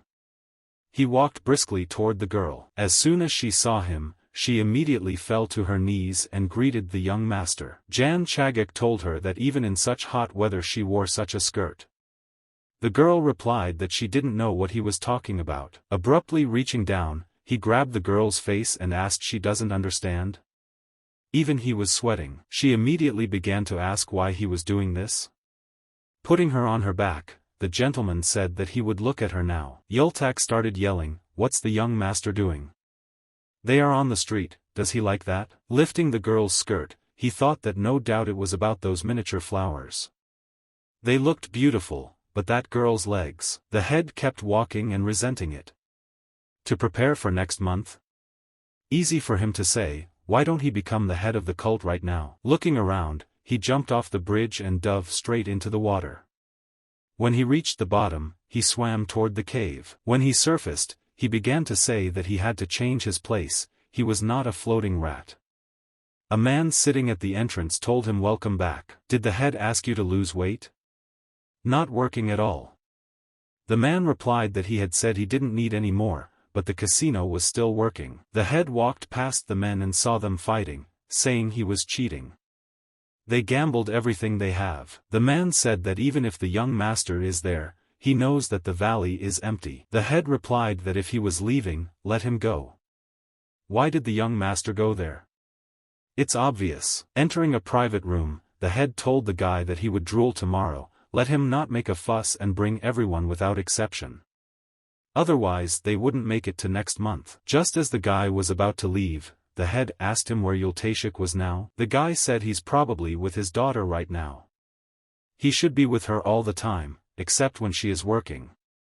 The head replied that okay, then have him bring both of them. After that he ordered to tell her that let her wash, he should put her in bed with the young master. The boy was surprised. The head wanted to give her away, even though it was forbidden to touch her. He replied that unfortunately, sacrifices would have to be made for the cause. The guy replied that he understood, it would be enough for him. Trying to feed my father, the girl said he should eat well. The man said let her eat too. The girl said she was full. Heron told me what they say, the high-ranking people from Mayong Palace arrived today. Everyone seems to be having a hard time because of it. Yulteshchik interjected small Mayong Palace. The girl asked her father also heard, is that where the young master lives? Looking at her father, the girl thought again remembering the past. She wondered what her father had been like back then. Her words had done that to him. The head said that father has a long-standing chronic illness, make sure he takes the medicine he gave. The girl realized it wasn't a chronic illness. They needed to get out of there as soon as possible. Suddenly, at that moment, there was a knock at the door. When the girl opened it, she asked why. The guy replied that his head was calling. She asked at a time like this? Isn't he with the head of the small palace? He replied that he didn't know anything, so he should hurry up and take his father with him. The guy told her to stop talking and then asked if they could help. The girl said no, they're on their way. Let them just wait a little longer. Looking at her, he told her to go wash up. As he closed the door, she realized that something seemed wrong. Going to her father, she told him that the head of the valley was waiting for them, they had to go. She had a bad feeling, she didn't understand what would happen. Once inside, the girl wondered if this was a casino. She knew her father hated strange places, but why was he suddenly so calm? Yul Heron wondered if he was already there. The man shouted why they were standing up, let them go ahead. As soon as they almost reached the door, the guy ordered him to go alone. The head said he wanted to give a special medicine for her father. The girl replied that there was no need, he hadn't drunk it for a long time, so it was enough. She grabbed her father's hand and said that they would go together. Looking at her, he said he was asking nicely. The girl immediately let go of her father's hand. Holding her hand, the man asked his daughter not to leave. The guy asked yes, what's wrong with them? They said medicine, let her go. He asked what do you mean no, he doesn't like it. Maybe he should give it to her right away. After seeing this, the man immediately let go of his daughter's hand. The guy said let the man look, it's all good right? Looking at the girl he asked why is she still standing? The head is waiting, let her go to him. With tears in her eyes, she thought that if her father waited just a little while, she would definitely come back for him. As soon as the head saw her, he said let her go through, it's her first time there, right? She can sit wherever she wants. Yul Heron replied that thanks, but no thanks. The head said that her father didn't listen at first either, anyway, she's all over him. He came very close to the girl. With a tremor in her voice, she asked why he was calling her. After stroking her face, the head asked what she was afraid of. Why is the girl shaking so much? They wouldn't see each other for a couple of days. Is she disgusted? He's going to get filthy anyway, what's the big deal? The more colors he sees, the more it hurts him. Jumping away from him, she asked what he was talking about. What was wrong with him? The head asked has the girl forgotten who raised her? He was the reason her father had lived this long, he would give her a chance to repay, what was she afraid of? Heron asked him to stay back. The head called her ungrateful. He said he even knows her absence is getting worse, she's turning her back on him. Doesn't the girl want to escape from there with her father? The chapter will give her that opportunity. The girl asked if it was true. He said of course it was. Anyway, he doesn't care about them. She can go anywhere she wants anytime she wants, except tonight. The head told her that the girl must sleep with the head of the small palace. She realized that the head of the small palace was a hunter of women's bodies who caused others trouble depending on his mood. Looking at the chapter, the girl asked what if she didn't go. He asked then what and how would she earn. Told her that her father owed him, so the head should at least sell her. The girl shouted no. He shouted that her father had been receiving medication until today, does she even know how much they cost? The girl didn't think they were just given away, did she? Isn't it hard for her father and her to get out of there? Then she won't see life at all. Who knows if he might like the girl and make her his concubine. He asked what she would do if her eyes swelled with tears. Would she want to see her father's limbs cut off? Looking at the girl, he asked if it had to be done now. As soon as the man shouted to the guys, she immediately said okay, only asking not to touch her father. That it's the right thing to do. Her time will come soon, so let her get ready. And she better not be talking nonsense. What she'd heard about him, he didn't like to be coddled. Let him remember that if he wants to keep his life. The head said it was enough to reach his heart as well, tomorrow we'll see more. If he could sell all things for one price. As he entered his chambers, the young lord thought of a valley where you can't get drunk but have luxurious choruses. There's nothing to rob. Is there any way to get the money back there? Maybe with a drug? He remembered that he agreed to the rules, drug making was only allowed in the Poison Palace, and violating it had a number of consequences. If the Lord guessed correctly, then Yultashik is in second place. The boy realized that he wouldn't forgive the valley head. But he was nowhere to be found, he'd been all over the valley. It would take a mill to poison 1,000 people, but there's no such place. As someone knocked on the door and asked permission to enter. The young gentleman said he could come in. After introducing herself, the girl said her name was Yul Heron. It was obvious from his gaze that he didn't expect to see a girl. The young lord wondered, was the demon cult originally full of young beauties? He realized that she was really beautiful. She was so and so at our place, like a little sister. Lowering her eyes to the floor, the girl asked the young master to take her. The lord was clearly surprised. He realized that she was definitely sent by the head of the valley. There was only one question in his mind: what should he do? It's a strange-looking man who is known as a pervert, but yet he let the girl in. He realized that it was impossible not to make mistakes in such a case. In one swift motion, he picked her up and pushed her onto the bed. Heir asked what was wrong with him. The young master told her quietly, "Let him be quiet." He thought about the girl saying to take her and then looking at him with those eyes. He's not that kind of person. The guy asked if he was afraid. The girl immediately shouted that no, she was not afraid at all.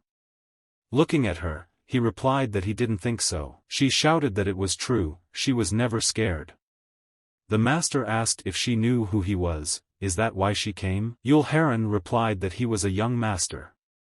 The guy said he was also known as a pervert. If she knows, she should have been prepared. He offered to look. The girl asked what he was saying. He didn't understand why ask that of him. If she had come to do her job, then let her do it. He asked what a man and a woman could do in the same bedroom. Or did she come for reasons other than her own? The girl shouted that not at all, then asked what he was doing. The master didn't understand why she was so frightened again. If the girl froze, then he should do everything. She said no, just let him give her some time. The master replied that first saying to take her and now she needs time, mocking him. Heir replied that it wasn't like that at all. In a trembling voice the girl said that it was just her first time. Exhaling, the young master told her to go back inside. He told her to leave. An immature woman like that was not hers, not his type. The girl immediately grabbed his arm. Sir asked what she was doing. Is she trying to make a drama? Heir replied that she wasn't. He asked then what? The girl replied that she wanted to ask him something. Why is he acting this way with her? Shouldn't the master just take her? Jan Chagak replied that he had already said she was not his type. The girl asked if she just needed to look right. Suddenly, she jumped on him. The young gentleman asked what the girl was doing. She replied that she was doing what he asked her to do. After handling her, he put her on the bed and grabbed her arms. The girl said that now the master could do whatever he wanted to her. He thought he was going to do it to his sinners again. He said if he didn't like it, he'd have to get rid of her. That applies to anyone, isn't she afraid? The girl said she was afraid, very afraid. The young master replied that it was fine since she wanted it so badly. Hitting the blood vessels on her spine, she fainted. Waking up, the girl screamed. The young master said that that was it. He realized she didn't remember if he'd done anything. He realized that she didn't remember if he had done anything. The master asked the girl if she was satisfied. Just as she wanted, he did everything for her. Heir suddenly said she had something. The Lord thought to himself, is it really worth doing something so stupid? He asked her if it was something serious enough. She said yes, it was very important. Crying, the girl said that even this disgusting body went to the master. He realized that even though nothing had happened, she didn't know it. Unexpectedly, the girl thanked the young gentleman and he replied that she should thank those who had wronged her. The boy realized that she was really an honest woman. Crying again, she said she came of her own free will, so she asks him to save her and her father. Looking at Heron, the gentleman asked her father.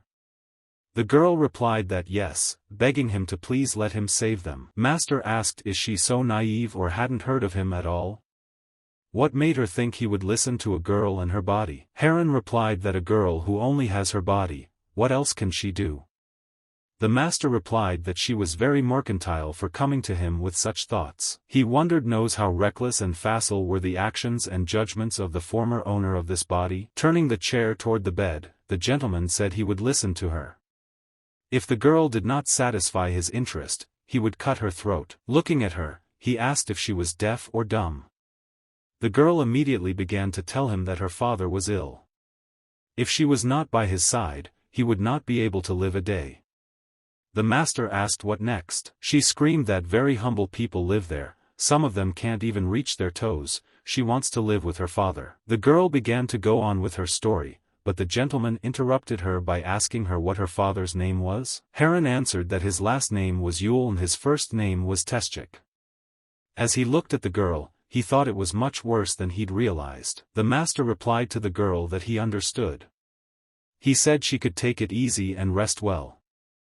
Then again she lost consciousness. Looking at the table in his room, he thought it looked like the pouch contained the exact medicine her father had been taking. Entering Yultak's room, the young gentleman woke him up. The boy asked why he was awake at this hour. Placing the pouch on his table, the gentleman asked if he knew what it was. Yultak replied that it was something familiar. The guy asked where the gentleman got it from. By the color it obviously looks very expensive. Young Chagak asked is it Mihansen? Yultak replied that of course, the Lord knows, he used to have fun. That was the reason why the head of the demon cult banned harsh punishments. Now it can only be found in the Poison Palace. Does he remember when he was 14? He set the Poison Palace on fire from eating it, and his pupils got huge. Master realized that this guy knew too much about him. Looking at Yultak, the young master ordered him to try it. The boy asks what's that for? As he laughs, it is the third thing he never does. 1 is casinos, 2 is drinking, 3 is drugs. So don't let the gentleman even try. Looking at him, the guy said that if he can't even do that, then what can he do? The Lord said that's how it was, then he had no choice. He threw the contents of the pouch right at the boy. He's young Chagak, and it's not revenge or spite. The fact that the effect is immediate speaks to its danger. The young master burned off the full effect of his inner power. After that, he would have no addiction. Young Chagak thought about Changchun taking a path he shouldn't have chosen. The master took out the very same mask. One of the boys called him a silly old man, saying that he didn't know yet. The man replied that it was better to let him worry about himself, his daughter would be taken care of by the young master. Yultashik grabbed his leg. Calling him a stubborn old man, the man started beating him. He asked if he had any strength left after eating so many drugs. They didn't understand why the headman hadn't ordered him killed yet. What use is he? The boy said it was because of his daughter. But since she had been sold to the young lord, his hour of death was at hand. The man said he didn't like him from the start. A decrepit old man, but he always had that look in his eyes. The guy said he'd heard he was a big shot back in the day. He replied that unless he was doing small business in a trading house or was one of the ones hanging around the priestesses from the palace of the holy fire. Seeing the look in the old man's eyes, the man asked if he should kill him himself. The guy replied let him calm down, does he want to be punished by the village headman? The man wondered if he could tell him he'd died of disease. Let him just look at his eyes, that defiant look again. The old man kept repeating that they should return his daughter. After hitting him a few times, the man yelled that he was a scavenger. He said he would kill him if he did it again. The boy asked if he'd die if they left him like that. He's lost so much blood. The man asked, what's in it for them? So there'll be one less old man in the dungeon. He hit his head on the floor and died, so that would be their alibi. They talked about the brats just living out their days. The man said that the children of the scum could be very useful. They produce drugs day and night in the hope of getting their parents out of bed, not knowing that they are sitting on them. They probably think that their old people are getting treatment in the hospital and living well. Reaching out, the man said that anyway if the village headman and the young master got along, they could finally get away from that hole. Turning around, the man saw his friend lying on the ground. Suddenly, someone attacked him from behind and he joined his friend. The young gentleman thought that was it. Opening a playhouse under the valley wasn't enough for them, still holding and poisoning those old people. The guy realized there was more to it. There was still the drug manufacturing site. Maybe it's behind the door he walked past. He realized that he couldn't save all the people because they didn't even have control over their own bodies. He promised in his mind that he would definitely come back for them. Suddenly, in one part of the dungeons, he heard some kind of moaning. As he approached, the boy saw exactly what it was. He knew that the old man looked bad, but there could be no mistake. The former leader of the Gwangmyeong demonic art squad, Yul Taeshik, he had seen him in the book. Entering his cell, the guy asked him if he was okay. Looking at him, the gentleman realized that the old man was in a terrible state. His ducts were severely damaged. He wondered if it was the drugs. The external damage is serious, but the biggest problem is his mind. The points near his forehead and the area around his scalp were sealed. There was barely any life in his body. Looking at the boy, the old man said he had a request. The young master thought, is this the last wish? The guy realized he was really on death's door. He told the old man not to give up so easily. Yultashik asked him to fulfill his request. He told the Lord to let no one know he was dead. The boy thought the old man was a fool. He asked me for salvation or vengeance. He just wanted his daughter not to know he was dead. So that's where he'll meet his end? The young master realized that he could save him, even if the chance wasn't great, it was still there. Through the infusion of life force, so he would be able to restore his energy channels with his chi. It wouldn't be that hard to restore his channels, but the inner chi. After which, the young master thought that he had enough hesitation. He didn't have time for it at all. All demonic sect arts use the heavenly demon god art as a foundation. Since the martial arts he had mastered belonged to one such sect, at one point the Lord realized that the old man was absorbing his chi. The guy realized that his Duntun wasn't destroyed. The problem was a lack of chi. Master didn't understand how this was possible. The old man was absorbing his chi so quickly. The question was regarding the amount of his chi and the size of his Duntun. If young master's energy isn't enough, then he might die himself. But it's too late to stop now. He will give him all of his energy without a trace. The master realized that he was still absorbing. He realized then that all that was left was 240 years. The guy realized that almost his entire supply of chi had been used up, there was nothing left. If his Duntun were even a little more than master, the guy might as well have died. Looking at the old man, the Lord saw the changes in his body, coming out, he was already at the awakening stage. Seeing the boy, Yultashik asked who the young man was. The master asked for permission to breathe for a while. The man said that despite his ignorant origins, he had risen from the bottom thanks to his strong body. He always cared for those around him, even after he became an important person. Therefore, he was followed and respected. When he became squad leader, there were many people from the 7 palaces and the council of elders who wanted to work for him or get to know him better, but he chose an old friend he had grown up with. There was even a period when the man was called one of the Great Five of Gwanmyong, the mobs of Gwanmyong Palace, but he preferred a quiet and happy life in seclusion. At that moment, it seemed like the happiness would last forever. But everything came crashing down when he decided to go for training to reach the awakening stage. The woman asked him if he really needed to leave them. The man replied to his wife that he was sorry. As the leader of the Gwanmyong Demon Art Masters, he is obliged to reach the awakening stage. Worried about his wife, who would be alone with his daughter, he asked people he trusted to take care of them while he was in seclusion. However, during his absence, they were kidnapped by bandits. He had to finish his studies early. He gathered his squad of Gwanmyong High Demon Art Masters and set out to find the kidnappers. We did everything we could to find him, but unfortunately he was too late. He doesn't even have anyone to blame for what happened. The blame lies solely on him. If the man hadn't been so unabashedly greedy, if he'd chosen another place to train. The guy asked, so did he go crazy? Teshchik said he just couldn't get over it. Why did he need martial arts now? He wanted to kill himself many times. Eventually, he stopped practicing martial arts and began using drugs to dull the pain. The gentleman asked if he had blocked his own channels.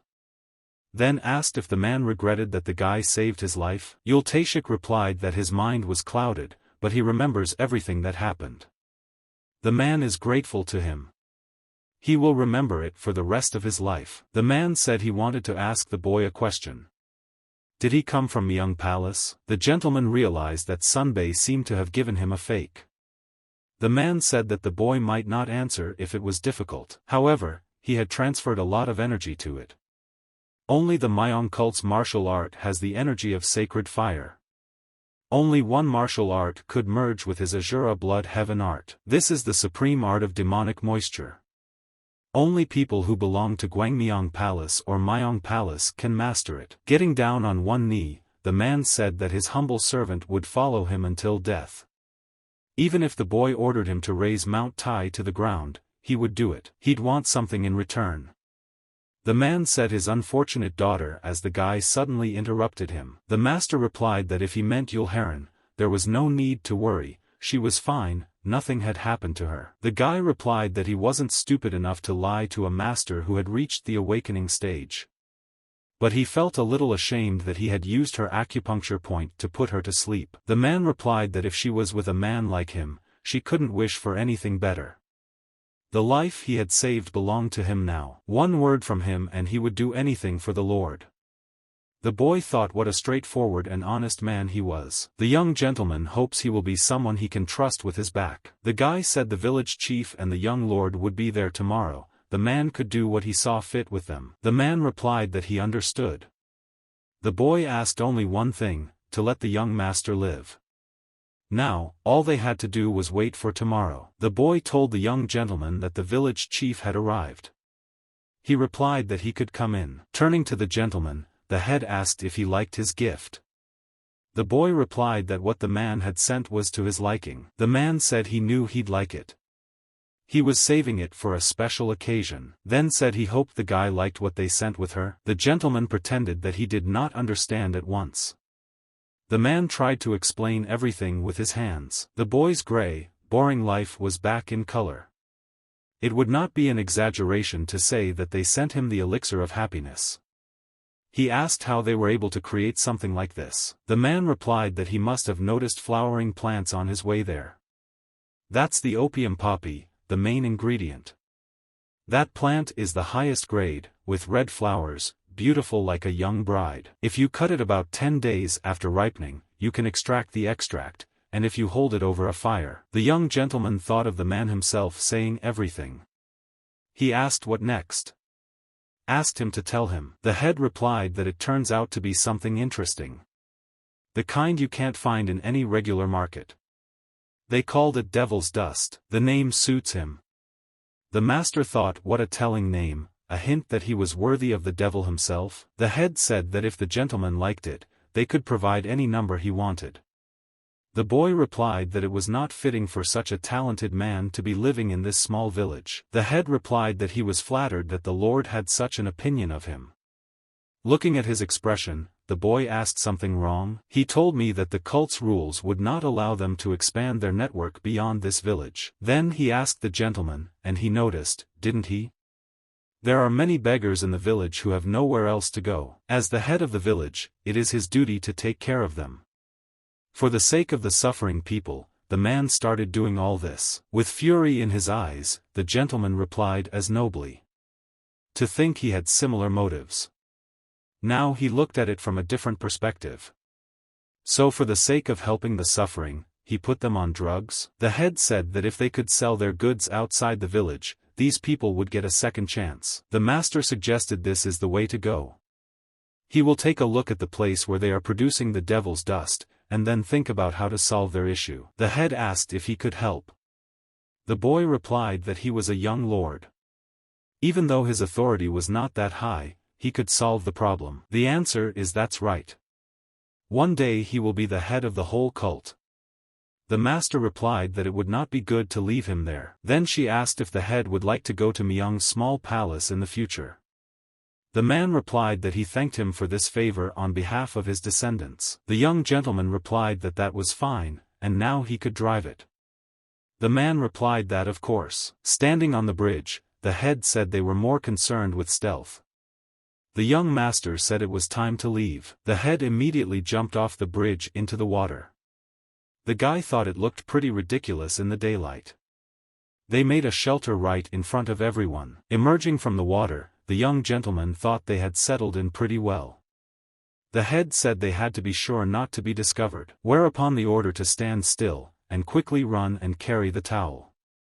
The young gentleman replied that it was all right. He told the man that he really is a genius. Guess it was pretty hard to build a shelter like that. The head replied that yes, he is a handyman. If you need anything, you can contact him. The man said that they were taking precautions, but it was still better to let him hide his face. The gentleman thought that he had prepared himself. He told me that all these people had come to their village.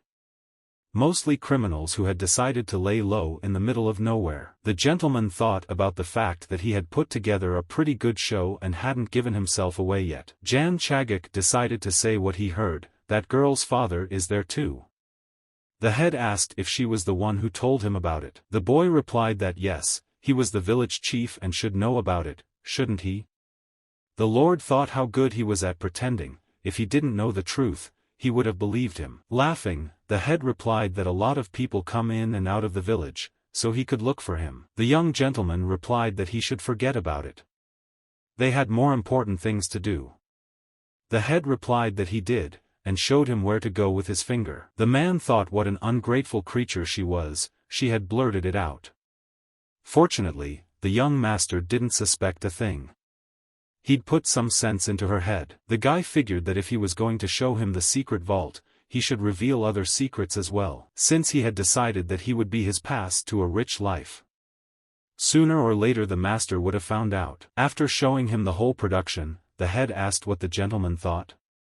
The guy replied that it was very impressive. The head said that for 3 years he had invested all of himself in the construction of this place. The Lord replied that he had done a good job. Then he asked the men around him if they were mercenaries. The head replied that of course not. He said that they were under his personal command. The man recruited them from various dark sects, whereupon the gentleman pointed his finger in the direction of the people. The head replied that they were just stupid people trying to help their kin. The gentleman asked again to help the family. The man replied that yes, I'm not sure if he had noticed it, but a lot of the villagers are on their drug. They give them a large dose and then slowly reduce the amount. It causes hallucinations. People tear their skin trying to get rid of the non-existent bugs and go crazy. They think they have taken their medicine and ask for more. And so they're ready to do whatever they want. Meanwhile, the lives of their loved ones are slowly being snuffed out by the drug. The master replied that this is how they make them their faithful slaves. So people don't even realize that they are addicted to the drug? The head replied that's right. If they start to wither away from it, they become excellent test subjects for the dark sects. The young gentleman thought about the fact that there would be no forgiveness for him. How many people had died because of him? Suddenly, the head asked something wrong. The guy replied that no, he was just thinking. The young gentleman thought it was time for the hero to go on stage. Suddenly, they heard a sound coming from the dungeon. The guys didn't understand what was going on. The man saw Yultashik in front of him, then he asked, "Isn't this old man dead yet? How did he get out of the dungeon?" The men didn't understand why he had changed so much, they barely realized it was the same old man. One of them replied that it was hard to recognize him, but don't worry, he was poisoned. Suddenly, they asked him if he was the one who had torn up the wall. Calling them little mutts, the old man asked them how well they were doing up there. The men didn't understand if he was sane again. But how? The dust no longer worked. They didn't understand how it had happened. The old man replied that it was better to let him worry about what would happen now. Yultashik says he doesn't know what the Lord will say, but he can't hold back. The old man promises they won't die easily. And don't expect mercy from the blood demon Azura. After the old man had disposed of some of his subordinates, he decided to go to the next room. The head didn't understand what was going on there. The head shouted, "What the hell?" The old man was walking straight towards him and said that for a whole 10 years that stupid father kept on living. The man said he truly wanted to die, thought about it over and over again. Only the thought of his daughter kept him in this world. He said he wouldn't let anyone hurt her. The man asked if he was out of his mind. And he started getting violent in there. The head asked Yultashik what happened to him. Should he go to a healer? In one day, he got rid of the poisoning and regained his form. He said it was a pity, they had already given his daughter to the young lord, so the man was too late. Then the head asked what he was going to do now. Looking at the guy, the old man told the young master to leave if he didn't want to die. The boy immediately replied that it was fine, turned around and started to leave. The head immediately asked the young gentleman where he was going. The boy replied that it was a pity they could not see the obvious. Greed had blinded them and robbed them of their sanity. The head replied that he was a fool. Why was he afraid?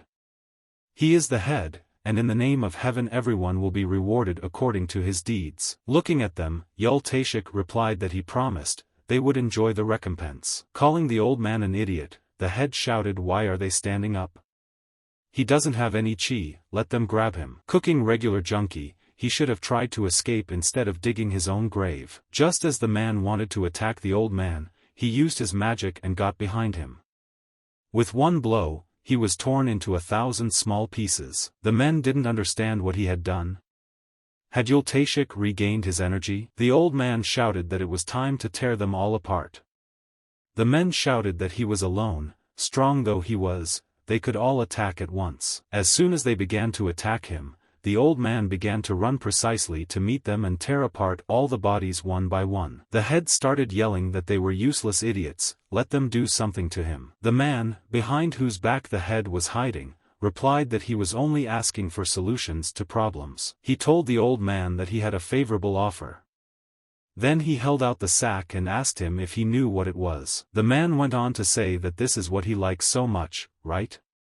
High-quality devil's dust. He hadn't forgotten, had he? When he saw the old man pulling his hand towards the pouch, he said that that was it, let him take it. Then he swung his sword. Grasping and clutching the sword with his hand, Yultashik replied that of course he hadn't forgotten about what that thing had done to him. He hadn't forgotten anything, not even what they had done to him and his daughter Yulharen. Striking the man hard, the old man shouted that they wouldn't all die there so easily. The head didn't understand what was wrong with him. He thought the old man was just addicted to drugs. I guess that's why everyone tries to be nice to him. In a few seconds, the old man was beside him. Looking around, the Lord thought to find out who was behind the headman, but Yultashik clearly wouldn't let him live. The higher demonic arts do not include specific techniques. It's just a cultivation method using a person's internal energy. But there are recordings to help reproduce some of the techniques. Like the ultimate demonic art, the fiery walk of fire. Suddenly, the whole field caught fire. The Lord thought that it seems the people are desperate, or cursing him. How long had they been living like this? They don't even realize that those flowers made them lose their strength and will. Are people really that stupid? But who's to say it was their fault? They only wanted to save their family and friends. Seeing no other way, they worked there, forgetting about techniques and cults. I wish my Lord knew the demonic sects, steeped in luxury, oblivious to the teachings of the sacred fire, and the orthodoxy, who justify any action by saying that it serves justice. Could any of them be considered right? He wondered what he should do next. According to the teachings of the sacred fire, the Lord must burn them all to purify them. To save them through purification by fire, and to show them the forgiveness of heaven. The people began to shout that it was the sun cult god with her who had gone before them. They fell to their knees and thanked the dark sun for giving them the fire of purification with her sword. The young master realized it was over. He couldn't just walk away, but he could make a difference. After a massive explosion, people shouted Dark Sunday. Since there are people who need it. People were shouting outside the Lord's house. Had the small palace of the sun turned its back on its followers? Where would they go then? Yultak was nervous and asked where he was. The guy said he'd go crazy. If this keeps up, they'll break in and tear the place apart. Looking at Yulharen, the guy asked if she knew where the young master was.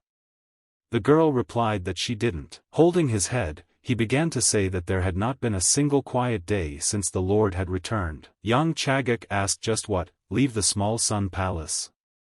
Can settle in this village, the Lord doesn't mind. The boy asked how the gentleman got there. Did he even see what was going on outside? This wasn't the time though, they needed to hide as soon as possible. The master asked why all of a sudden. Yultak replied that he should see what was going on outside. If they see him, they will tear him to shreds. As soon as the young gentleman opened the window, people began to shout that he had finally arrived. Let them come out, for he is a tyrant who has betrayed his followers. Looking out the window, Yultak asked why they had all gone so quiet. Suddenly, the door opened abruptly and Yultashik appeared on the threshold. Quickly heading in his direction, the girl thought it was her father. Then she bowed her head and thought that no, it couldn't be. The man replied that he didn't believe it either. Then he said that he swore she would never live in fear again. Placing his hand on the girl's shoulder, he asked her to forgive the old fool. Looking at him with tears in her eyes, the girl asked, "Is it really him?" The man replied that he would protect her from that day forward and for the rest of his life. He then hugged his daughter tightly. Yultak asked the young master what was going on. "Is this a family reunion?" The guy asked him to be quiet and not spoil the moment for people. Sunbei's Colt, Water Peak Market. Sunbei thought about the fact that there was twice as much information, and the documents he had to study were now 5 times as many. They asked why the man was taking so long to open. He didn't understand why are they in such a hurry. They must have some patience. Yultak asked what he was carrying, couldn't he see that they were soaked to the skin? The girl asked her father to go faster. Turning to the young gentleman, Jagalton asked how he was to make sense of it all. Observing what was happening, he asked if the young gentleman would bother to explain the situation to the old man. Pointing my finger at the drawing, the girl said, "It's a young gentleman, it's well drawn." Watching them, the guy thought they were acting like they were at home. Jan Chagak said that they were coming from the Valley of Scoundrels. They were on their way to the small Palace of the Sun, but it started raining and they had to seek shelter. Jagalton asked if he had not understood his question. He didn't think it was possible to go there uninvited and expect a warm welcome. Jan Chagak replied that he had opened the door for them after all. The man looked at the boy carefully, and then laughed, and replied that he had. The man introduced himself saying his name was Tong Jagal. He was seen to have health problems, so he could not greet them properly. Yultashik asked was he the one who told the young master to look for him? How did he even figure it out? Jagalton replied that he had been watching him for a long time, even when he was in that village. Turning to him, the man said he hadn't answered his question. So he had been hiding, watching him, and had done so even when he had gotten into that hole. Jagalton replied not to get heated, there was no reason for it. He doesn't know much about him, since the man has been in the Valley of Scoundrels for a full 10 years. So he will continue to watch him to compensate for it. Yultashik replied that he could watch him as long as he didn't die of old age. The man said he wouldn't die, so he had another reason to live longer. Observed what was happening, the young gentleman thought that the warrior and the scholar, they are like water and oil, they will not find common ground. The guy said enough is enough. It's not worth it for people who live practically under the same roof to fight. He said they are like rivers that flow into the ocean. They were once separated, but now they are gathered there in this palace. Guy hopes that the new members of the cult will be imbued with common ideas so that the palace of the Lesser Sun can be revived. Put in front of them, he said he swears he will stay the course and accomplish that goal. The boy thought that was the promise of his adopted son. He wanted to trust these men, who were about to become part of the palace, and to go with them to the end, whatever it might be. Yultak replied that he got goosebumps. Doesn't the young master think that this is not the time and place for such speeches? Everyone laughed at his words. Looking at them, the young gentleman thought that promises are made to be broken, right? Sitting at the communal table, the man told them that the inhabitants of the Valley of Scoundrels had finally quieted down. That's fine then, so they should focus on the 7 palaces. The young master might want to gather those who don't belong to any palace, but unfortunately they don't have time for that. In 4 months, the great festival of heaven will begin. And they will have to do one of 2 things: either increase their influence or weaken the influence of the others. They have no other choice. The 7 palaces of the Sun cult, each of them owns a seriously sized squad of fighters and is on par with the 10 great orthodox sects. Their leaders hold high positions in the Sun cult. Assuming that they are the oldest members of the entire association and have reached the highest stage of elevation, the demonic cult is simply incredibly powerful. Yultak asked why are they even sitting around discussing this. Looking at him, the young gentleman asked does he seem bored? Pauline said that it does get boring. The young gentleman replied that it was all right, it would soon get more interesting. Jagalton began to say that from the outside it looks like the palaces are cooperating, but in reality they are competing with each other. He said that if it weren't for that, the Sun cult would have been ruled by a new leader long ago. Yultashik said that if they decided to upset the balance of power, the palaces would be very unhappy. The man replied that was right. The 7 palaces of the Sun cult were planning to make a fuss over the absence of the cult leader. During the great festival of heaven, the heads of palaces will vie for the right to become the next leader. Someone said that since the young master is back, it should make a difference. The man replied that there would certainly be those who would want to kill the young lord, and those who would decide to take advantage of him. Yultashik replied that as long as he lived, no one would dare to harm his master. The old man replied that he would very much like to believe that, but he won't be able to handle them alone. The only suitable option for the young lord is to join the confrontation of the palaces. He can try to become the new head of the cult. Yultak asked why. To die valiantly? The man suggests he just go and die there, doesn't he? Jagalton replied that the road to eminence is always a thorny one. The guy replied that yes, but it was a lost cause there. Turning to the young gentleman, the boy asked if he could ask a question. Jan Chagak asked what other question. Yultak thought briefly and asked if they could go back to the corridor of the higher demons. The man went on to say that there were currently 3 candidates being singled out for the next head position. The head of the Blood Arts Palace, Ye Yulchan. The head of the Destruction Palace, Gu Yangriang, and the oldest, Hong Raksan. All of them are the strongest masters who have reached the highest stages of development. There is only one plus they do not intend to give in to each other. He said that the Trade Palace seems to be helping the Palace of Blood Arts, the Palace of Pleasure, and the Palace of Destruction at the same time, but in reality, they are only pretending. Their influence is growing, and it is only a matter of time before a conflict and confrontation erupts over some minor issue. And when that happens, he'll have the opportunity to take advantage of the confusion and take over as head of the cult. Yultashik said that the average librarian acts like he knows everything about the Sun cult. The man replied that how meticulous does he have to be to study all the documents about the Sun cult? Tashik replied that I, too, would have no reason to be scheming and strategizing. The Lord could simply occupy the Sun Palace. Jagalton replied that this would have worked a year ago, but things were different now. The moment the Lord took the Sun Palace, 4 palaces would swoop down on them at once and destroy them. Yultashik shouted that there was no way. He said that once the Sun Palace, and then the old man interrupted him, saying that there was only 20%. This is their chance to win. Even with the Sun Palace backing them. Yultak shouted that the old man seemed to be mistaken, not 20, but soon to be 2%. The Sun Palace has weakened quite a bit in recent years. And the current cult leader has been missing for a couple years. Yulteshchik asked if they had become so strong. Jagalton replied that they had. If the Sun Palace went up against them alone, there would be no chance at all. Yultak asked and who would think of helping them for the sake of a minuscule increase in odds? The young gentleman said how noisy he was, then shut it off. The man asked how the Sun cult had become like this. The old man replied that although the power of the masters was growing, there was no one who could competently manage them and the cult as a whole.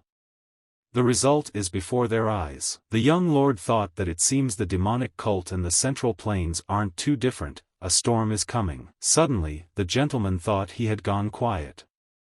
When he woke up, the guy began to say, is this really how they should act? Can't they just lay low and wait for the head to return? Why are they trying to do something they can't do?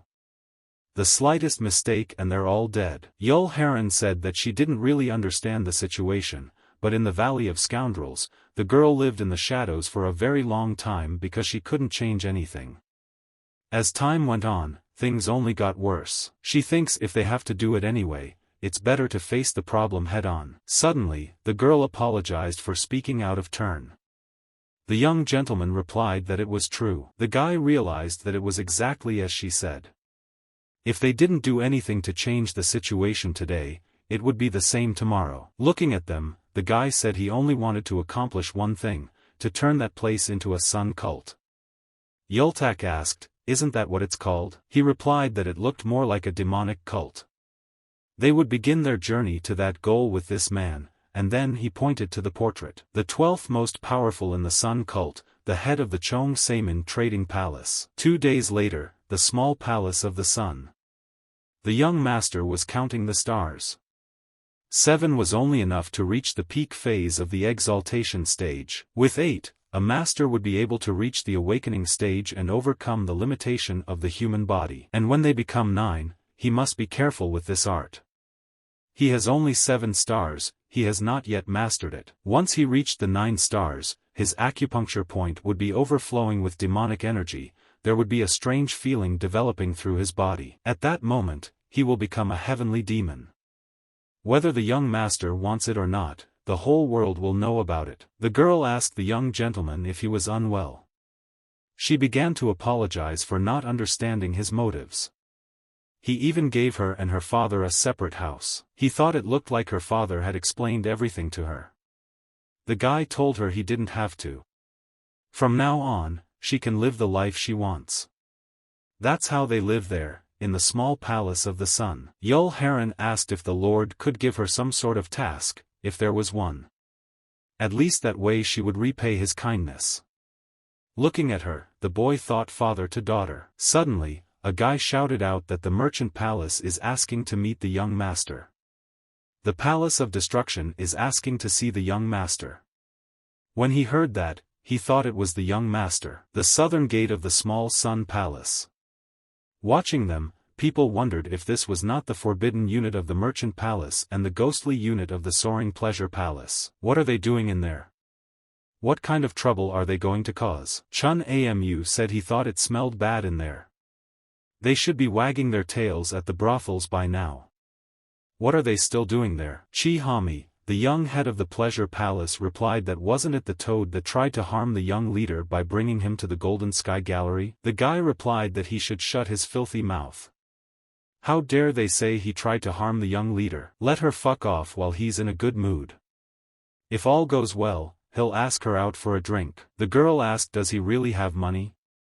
Is toad alcohol still expensive? Calling them stolen bitches, the girl immediately questioned back, was he referring to himself? Suddenly, the gate opened and Yultak appeared in front of them along with Yul Tashik. The girl asked immediately who was that there?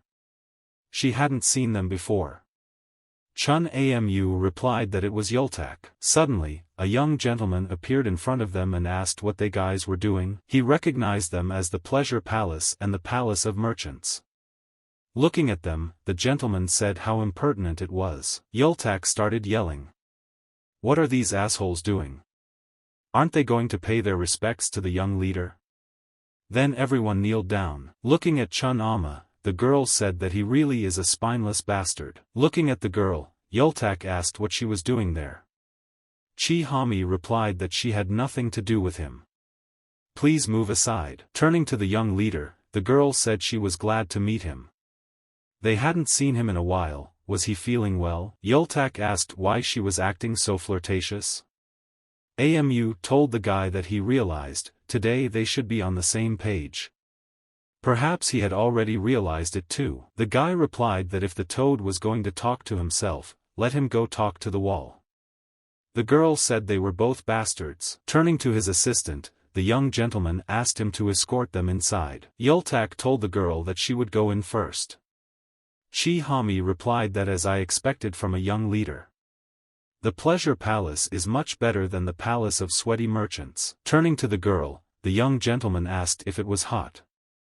She replied that it was not at all. He asked her then not to wave her skirt around.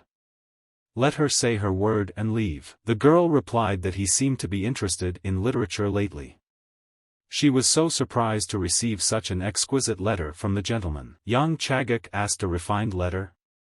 He said it sounded like the girl wanted to say that the gentleman couldn't write exquisite letters before. She replied that she wasn't sure about that, but in any case he interested her. When she approached the gentleman, she said she wondered if he was as exquisite at night. Suddenly, Yultashik stopped her and ordered her to stand still.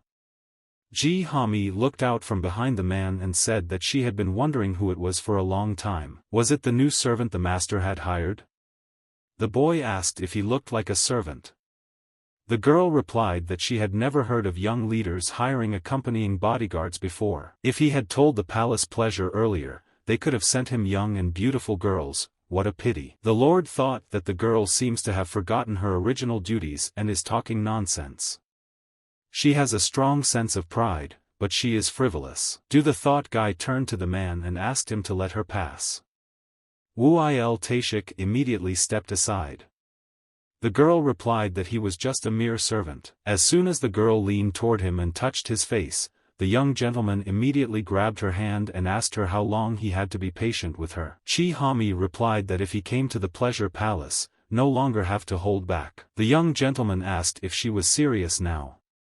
The girl replied that of course she was. He wanted her, didn't he? As soon as he asked if he should kill her, the girl immediately changed her face. Turning to the young leader, she said that he was really nasty. Seems like the guy is confident that he can kill her. She replied that she's still not engaged to a partner, so please let her be gentle with her. Anyway, he could talk about the pleasures between another time. After that asked him to please visit their palace, they would welcome the gentleman with open arms. Looking at the girl, he asked why he had to do this. Chi Hami replied that if he wanted to live a long life, he should definitely do it. After all, such a way to live the life of the only one befitting his status as a young leader. Looking at her with hatred, Yultashik asked the Lord if he could kill her. Looking at him, the young master replied that he would just let him teach the girl some manners. Yultashik asked wasn't she there by any means a representative of the pleasure palace? Was it light-hearted talk that she just had the desires of the pleasure palace? Looking at the man, Chi Hami asked what did he just say? Did she misunderstand him? Doesn't he know who she is? The man replied that he thought she was there as a messenger of the pleasure palace, coming to meet the young leader. But it looks like she's just someone who went there to sell her body. Looking at him, the girl asked if he was done. The man replied with a counter-question, should he continue? Looking at the young lord, she said that apparently the young leader had shown disrespect to her. How should she take it? Did the man ask disrespect? Could there be anything more disrespectful than her childish words? The girl is a serious criminal who went against their cult laws. First, she touched the young leader's face without any permission. Second, she dared to threaten his safety. Even if they executed her now, they would still be justified in doing so. Glaring at the man, she pulled out a cold weapon and asked does he really want to die before he comes to his senses? Watching her attack the young lord thought that the small palace really had almost zero power. What troubled personalities? He wondered if the demon cult had always been like this. Yul Teschik looked questioningly in the direction of the young master. He mentally told him not to kill her. Yultak heard a strange sound coming from behind the door. He immediately wanted to rush in, but the girls of the pleasure palace blocked his entrance. The guy yelled to let the damn bitches get lost. The girls' faces showed they weren't going anywhere. Chun Amu immediately thought about the fact that if the young leader died there, it would also be a plus for him. The young gentleman replied that let them not make a fuss, nothing had happened. The girl asked how did he do it. She was sure she had touched him, but how? The young lord understood that it was a martial art that temporarily attracted internal energy and then exploded it. Since it comes from a heavenly demon divine art, the strength cannot be average. It is worthy of being called a demonic art. But the longer it goes on, the more disadvantageous it becomes for him. It is only applicable if he succeeds in meeting a much stronger opponent. It temporarily gives him overwhelming power, but he can't use it permanently yet. Looking at him, the girl asked what the hell did he do? Looking at the young master she asked indestructible physique. The girl said it was impossible, a hidden weapon? The master asked is this really all that the pleasure palace boils down to? How dare they send some brat who can't even wield a sword? The master said he was disappointed. Walking up to the girl and grabbing her face, he asked what he was going to do to her after that. Chi Hami asked what the master was going to do to her. Young Chaguk replied that since she dared to come for his head, maybe now it was worth hanging her head in the pleasure palace. Or should he punish her right now? The girl called him a crazy bastard. Turning away from her, the gentleman told her to forget it. Why should he waste his time on the likes of a girl? He said let her tell it to the manager at the palace. Then he asked for the next one. Glaring at him, she yelled that he would regret it if he treated her this way. The master asked what she was going to do with her skills. Yulteschik told the gentleman that he finally got a chance to ask who he really was. The guy replied that who knows. Kneeling down, the man asked to please forgive him if he had offended him in any way. The master asked what he was doing. Tell him to get up quickly. It's okay, just don't let him do it again. The man replied that as the master wishes, he would never ask about it again. Yultashik began to say that while the mistress of the pleasure palace looks meek, she is actually cruel and has a more fiery temperament than anyone else. He is sure she will not just let it go. The gentleman replied that it was as he suspected. The man asked if he knew. It's not too late to call that girl back. Did the young master understand to calm her down and make her feel better? No, when they faced each other, it was only a matter of time. Suddenly, the man abruptly said he'd get rid of her. Even if they let her live, it would only prolong the case. Perhaps it would be better to just do it now. And then take the initiative and settle things with the pleasure palace. The young lord thought of something he had completely forgotten. This man is a demonic creature to his brain and bones. Turning to the man, the lord said he wanted to make sure he would never kill anyone unless the guy ordered him to do so. The man replied that as soon as the master ordered it. The guy realized there was no point in just killing and getting rid of someone. All he would do is build a sand castle with mountains of corpses. The gentleman said that according to the rating records, the mistress of the pleasure palace seems to value her family very much. So let him not make any moves first, not until he makes the first move. Master of the pleasure palace. Is he someone who can be changed? Seeing the young leader of the palace, thought what had they done to her there? How far had they been able to get? Chun Amu thought what a lustful little pervert. He must have seduced her with some kind of sorcery. Yultak thought what it felt like would be his funeral if this guy walked in there now. Seeing the young gentleman, the boy asked him where he was going. Jan Chagak replied that he had smelled enough perfume. Now is the time to smell the money. They will go to the palace of merchants. Dan Ywa shouted at the top of her voice.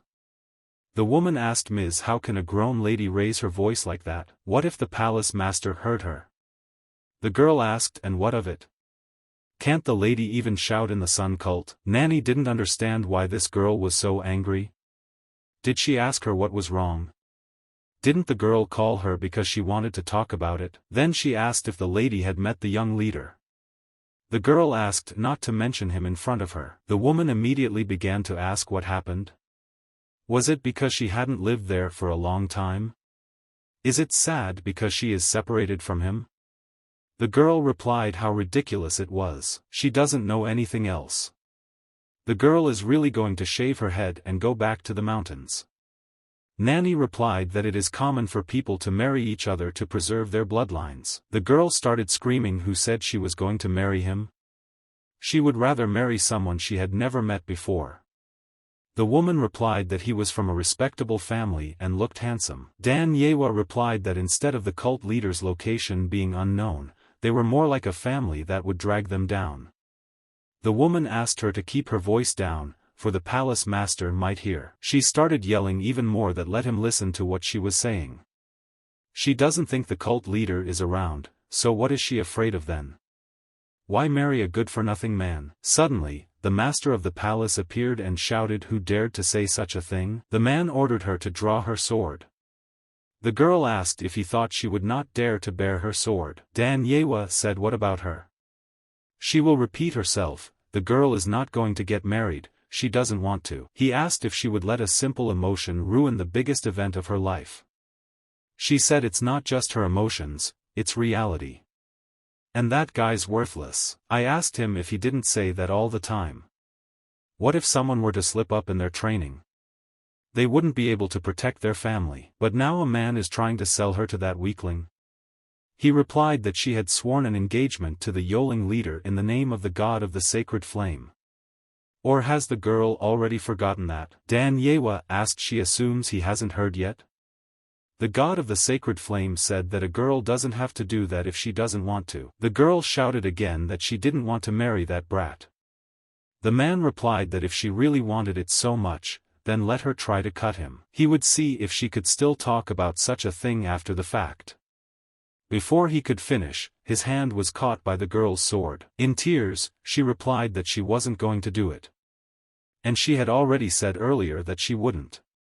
Then she threw down her sword and ran away. He wondered, did she train hard? Had the girl already reached the highest level? He asked if the squad leader was there. Did the man ask what he needed him for? He replied that she was still his one and only daughter. Let him bring the young leader there. The man replied that he would. It's all he can do for her. Let them see that the young leader's martial arts are at a level they are comfortable with.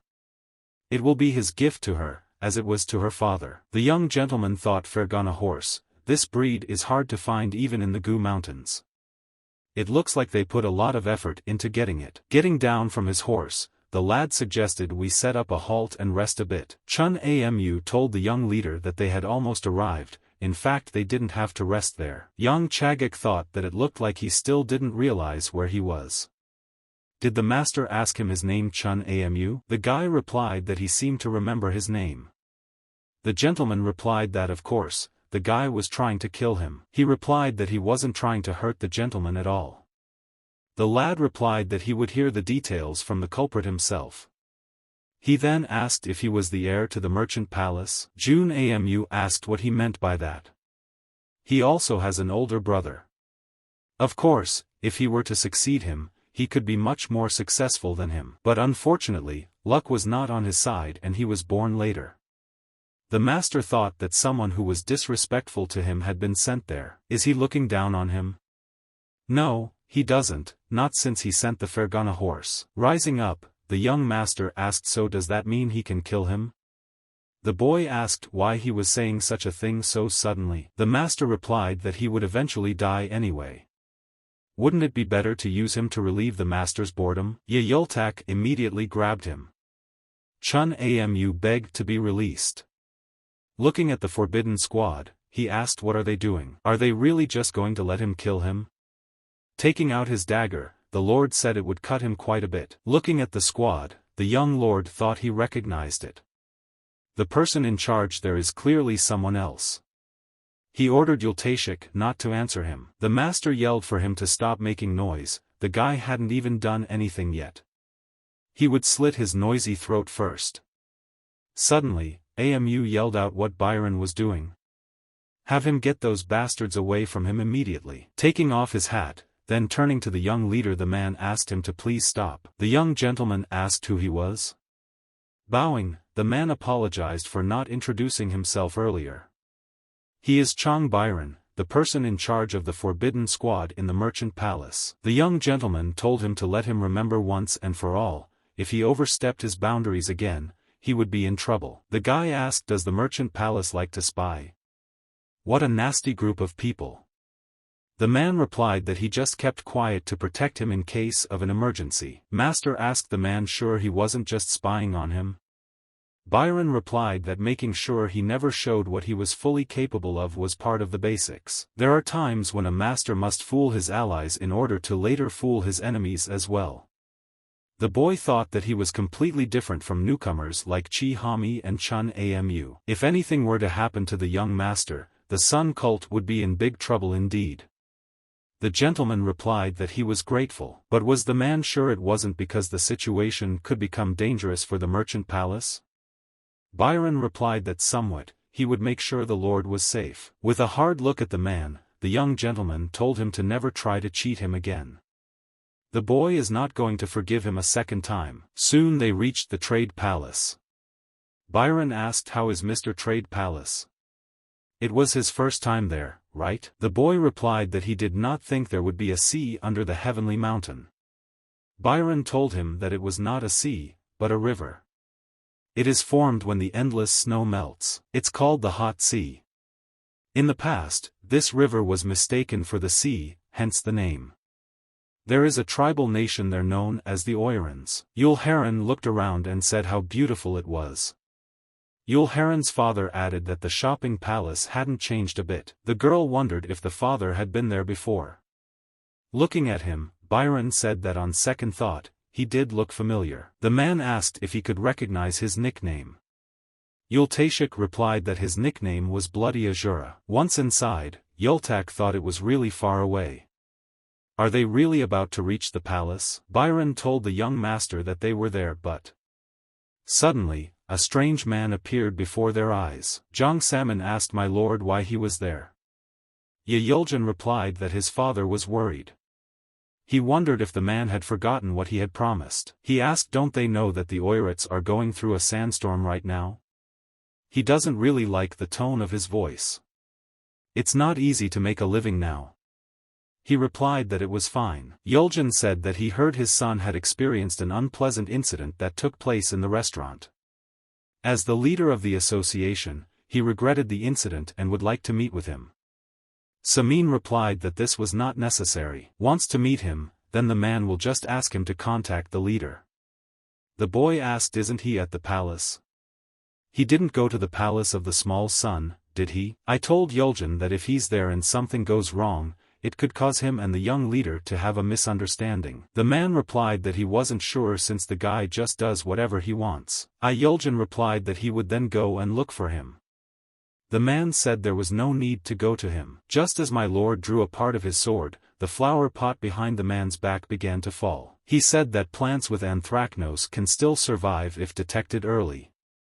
You can just cut off the affected leaves. But if the plant has been left alone for too long, you will need to cut it off at the root. To apologize for his rudeness, he will take care of the Oirat problem. Salmon thought that it looked like he wasn't very far from reaching the highest realm of demons. Dan Ywa asked if he was just going to leave the trade palace. She told him that the Oirats of the dust are only making excuses. They are cutting back on the amount of money they used to give them. Yuljin asked Dan Ywa to refrain from asking unnecessary questions. The girl is the commander of the support squad. After the guy pulled his hand and the bird perched on it, he asked anyone he knew had come there. The young master saw Yultak's older brother. He wondered if he was in the palace of the blood arts. He wondered if the boy was his side. Yuljin told his brother that they hadn't seen each other for a long time. As soon as he approached, the lord asked what business could there be in the blood arts palace. The guy replied that is there any reason why he shouldn't be there? What about him, the young leader?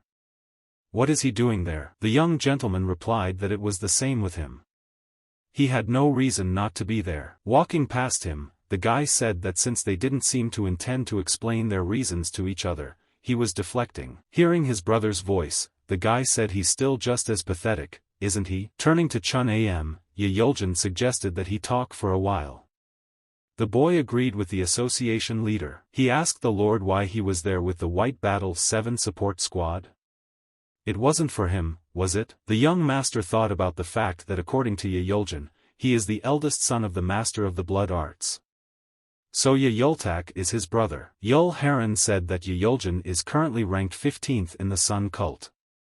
He is the eldest son of the master of the blood arts palace, and is also the head of a separate force known as the White Martial 7 Support Squad. The girl's father replied that he doesn't even look like he's been doing this for several years. Impressive.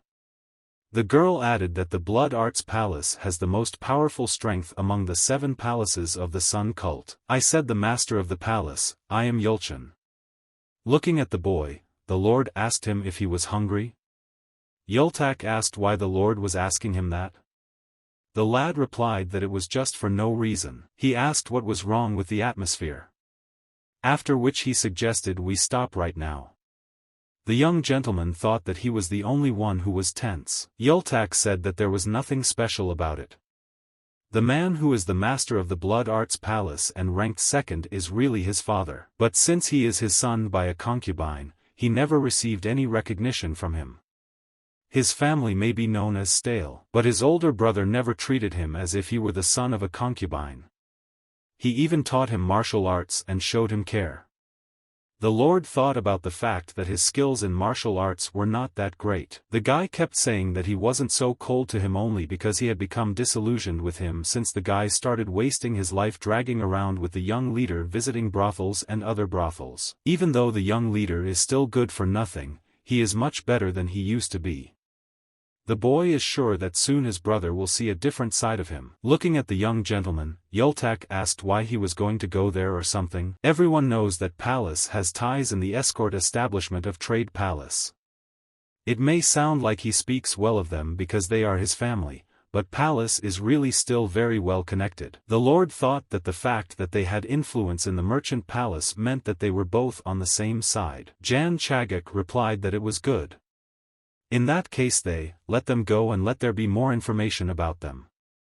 They will check to see if there are any signs of them turning against them. Yultak replied that okay, first they would rest today, as he was suddenly interrupted by the Lord and said that right away. The guy thought that the Merchant Palace and the Pleasure Palace were two places he should visit. It wasn't because of the information regarding the silk. This is to keep their group moving, after all they need capital transportation. That's why the Muram Alliance not only has martial sects inside, they also have many banks, trading and escort establishments. But that's not all. When they're out on business, they notice most of the drinking establishments and inns are closely connected. Trouble is, the only card he holds in his hand is the title of young leader. For a man to want to be on his side instead of going over to the side of the master of the Blood Arts Palace who is being considered to be the next cult leader, he must have ambitions of his own. Since the Lord has nothing to offer, it will be difficult to make a deal with him. They need to find a way to completely isolate the trade palace from the others first. Suddenly, the squad leader, Byron, appeared in the room. He said that the palace master had finished everything he had to do and asked if the master could meet with him now. The Lord asked his youth restored.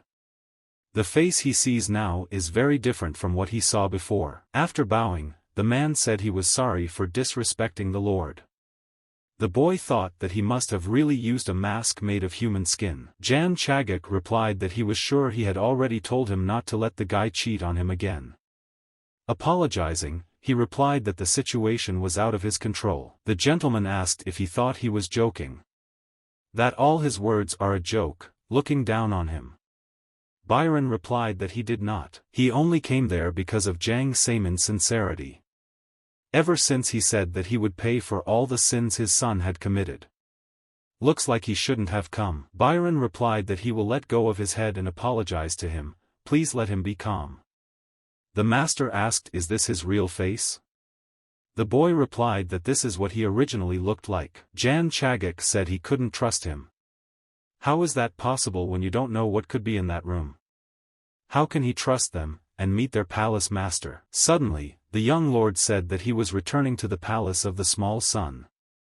The boy immediately asked him to reconsider his decision. He said he'd personally make sure nothing like this ever happened again. The master replied that he did it twice, who said he wouldn't do it a third time? How can he trust his word? Let him tell the master of the palace that he will never again hold business meetings with him. Byron asked the young master what he needed to do to earn his trust. The guy figured he wasn't usually the type to allow himself to be treated this way. The reason he shows this side of himself so easily is that he is good for nothing. The young gentleman thought that maybe then he would drive him even more crazy. The guy told him to write it down then. Byron asked what should he write? Sir replied, who knows? Maybe he will say differently later. Let him write it all down. The guy started writing that he, the commander of the forbidden squad of the Merchant Palace, Byron. Suddenly, he asked the young master is he going to ask him to defend him? Without thinking long, the young lord replied that he was going to destroy the entire small sun palace. Byron shouted that this is absurd, the Lord knows how many people want to hurt him, doesn't he? He's just trying to protect him from them. Master said so. That's why he kept his identity from him. Only to test him. So why did the son of the Merchant Palace try to kill him? He said that in his opinion the boy was a more dangerous man. Byron shouted that that wasn't true at all. The master replied that if that wasn't the case, he could just write it down. If his thoughts are returned, then even if the guy doesn't die, he still won't be able to survive in the end. Seeing his shaking hands, the master said let him forget. He should not have come to such a dangerous place. Instead, he should have just gone to the pleasure palace. Byron shouted that he would write it all down. He asked, is that enough? The young gentleman replied that it was good, let him write down the rest too. The Lord said that the palace of the lesser sun would be the proof of it.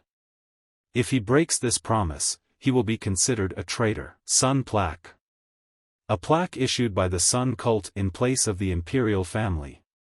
Identification of a demonic cult. That it's something as important as someone's life, since it's the only way demonic cult people can identify each other. The only reason he would agree to such a certain idea was definitely one of two things. Either he's very sure of what's being done, or he thinks the palace of the lesser sun is just a joke. But whatever it is, Byron must protect the small sun palace no matter what. The boy told the palace master that the young leader had arrived.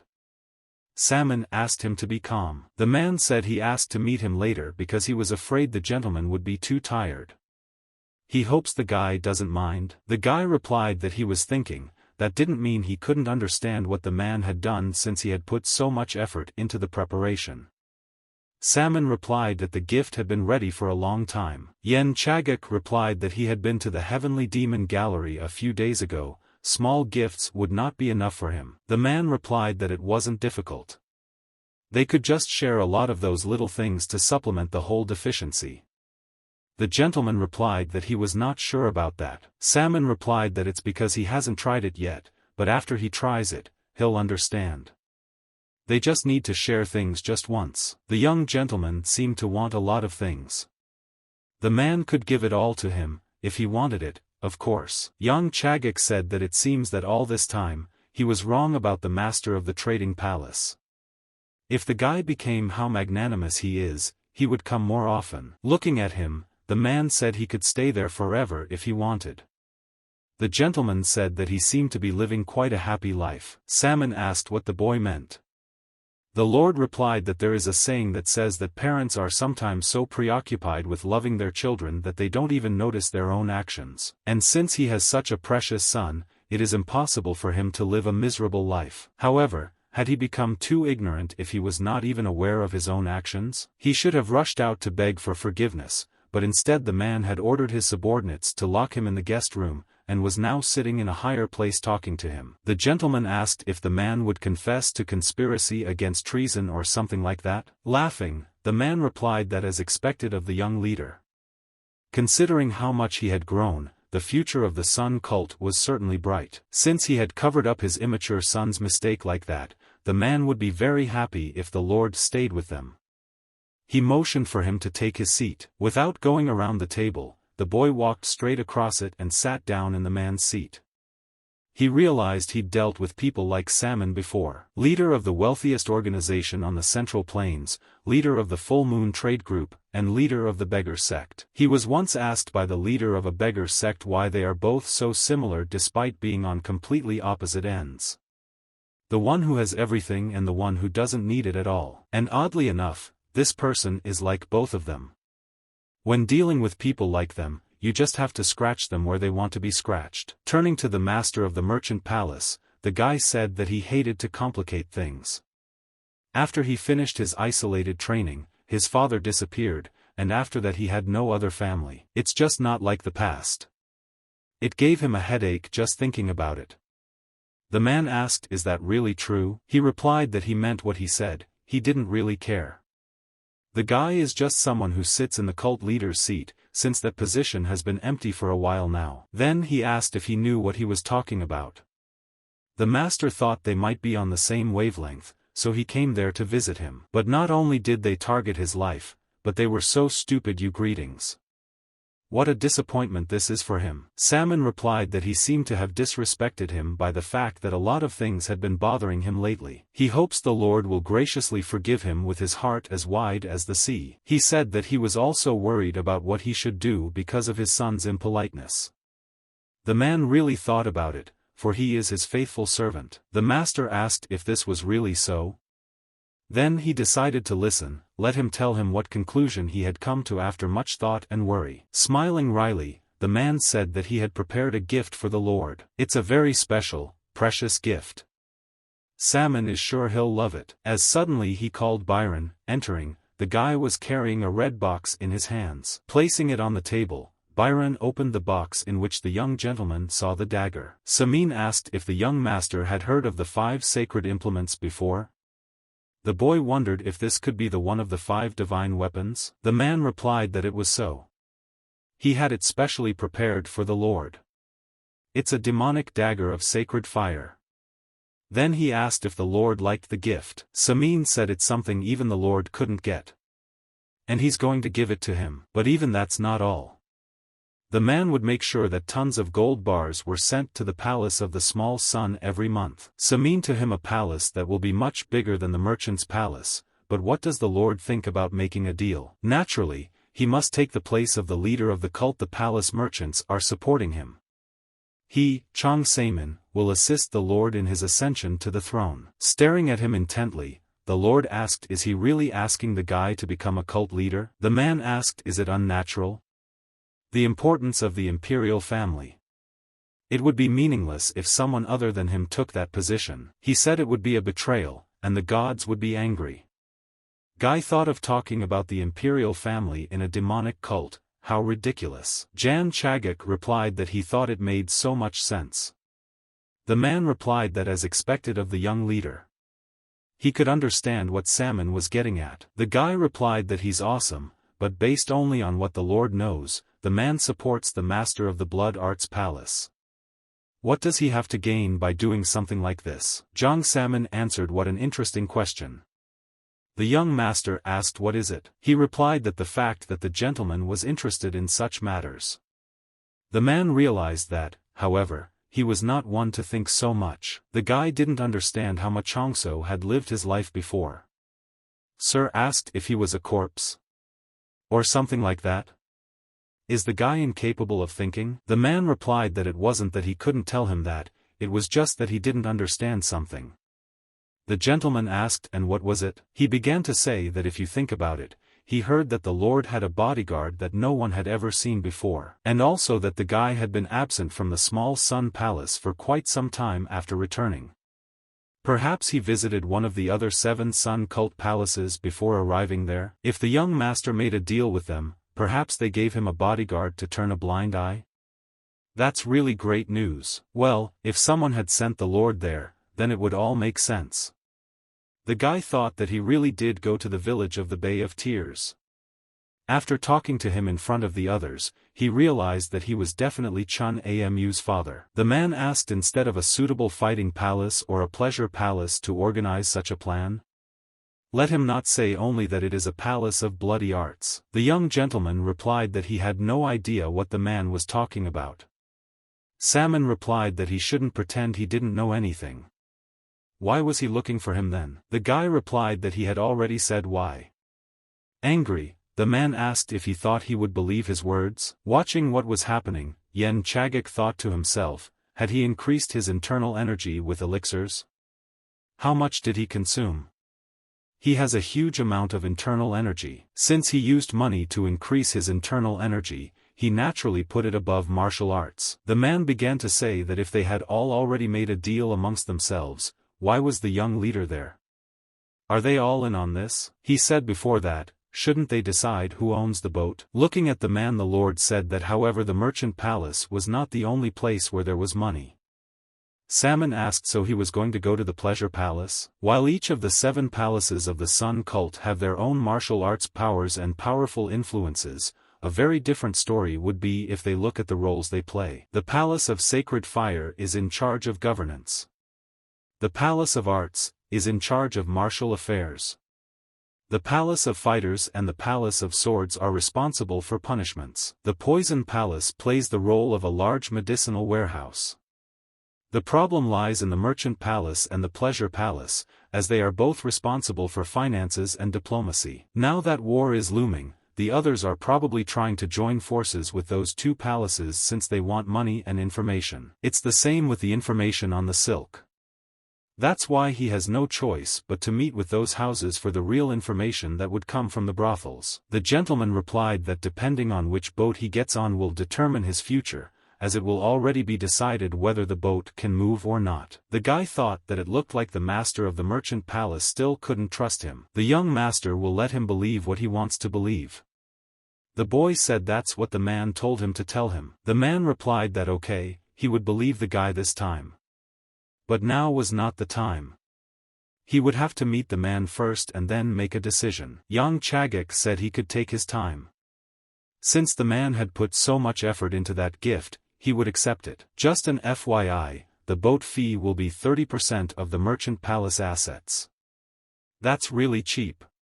The guy will give him a month, have him send them to the small Sun Palace. Besides, let him think of a boat that will offer him a better deal. Now, He has some business with the master of the pleasure palace. The man shouted for him to rest there before heading out. He took it upon himself to prepare for the Lord to stay there. The guy asked if he had to do it. Then he said he'd stay there for a few days just for whatever the man did. He can go mind his own business. Salmon shouted that he was a very capable person after all. How dare that lustful pervert ask that? Byron asked him to remain calm. He asked the guy thinking the man could keep his cool. How dare they pull such dirty tricks? Suddenly, the guy said that maybe it wasn't one of the palaces either. The man asked what he meant. Who else but palaces could do such a thing? Byron once said that he didn't know about the Central Plains, but it's impossible there, because the palaces would try to avoid such a thing. Moreover, didn't the young leader mention that man? The man wondered in that case, did the Elders Association do this? Byron tells the man what he feels, there's a good chance it's them. But it may not necessarily be something bad for them. He told me that he would end up supporting the Palace of the Bloody Arts anyway if they left things as they were. Aren't the Oirat requests and abuse of power getting worse? Did I tell Yuljin that he would take care of the case? The man replied that he'd just let him go. The guy added that if IU still happen every day, then they might get even more requests when the Master of the Blood Arts becomes the cult leader. The Oirats kidnapped that man last year. Even the forces of the Northern Plains were growing then. The Master of the Fighter Palace will probably join hands with the Master of the Pleasure Palace. And the Elder Association will hold hands with the young leader. That means a big war is coming. Wouldn't it be great if they just profited from all that? The man said they had something to lose. Didn't they just give away the demonic dagger of sacred fire? The boy replied that it was just a game played by the young leader, who was himself a puppet. Byron said that before coming there, it seems he had already put his paws on Chihami. The man started yelling, "Why is the guy only talking about it now?" He asked for details. The guy replied that he did not know exactly, as it happened in the room. But the young leader is known as a lustful pervert. He's convinced that something untoward happened in that room. Salmon replied that in that case, the mistress of the Pleasure Palace wouldn't get away with it. For him to be so reckless, he doesn't even know what he's gotten himself into. He said the merchant's palace isn't the only place with decent finances.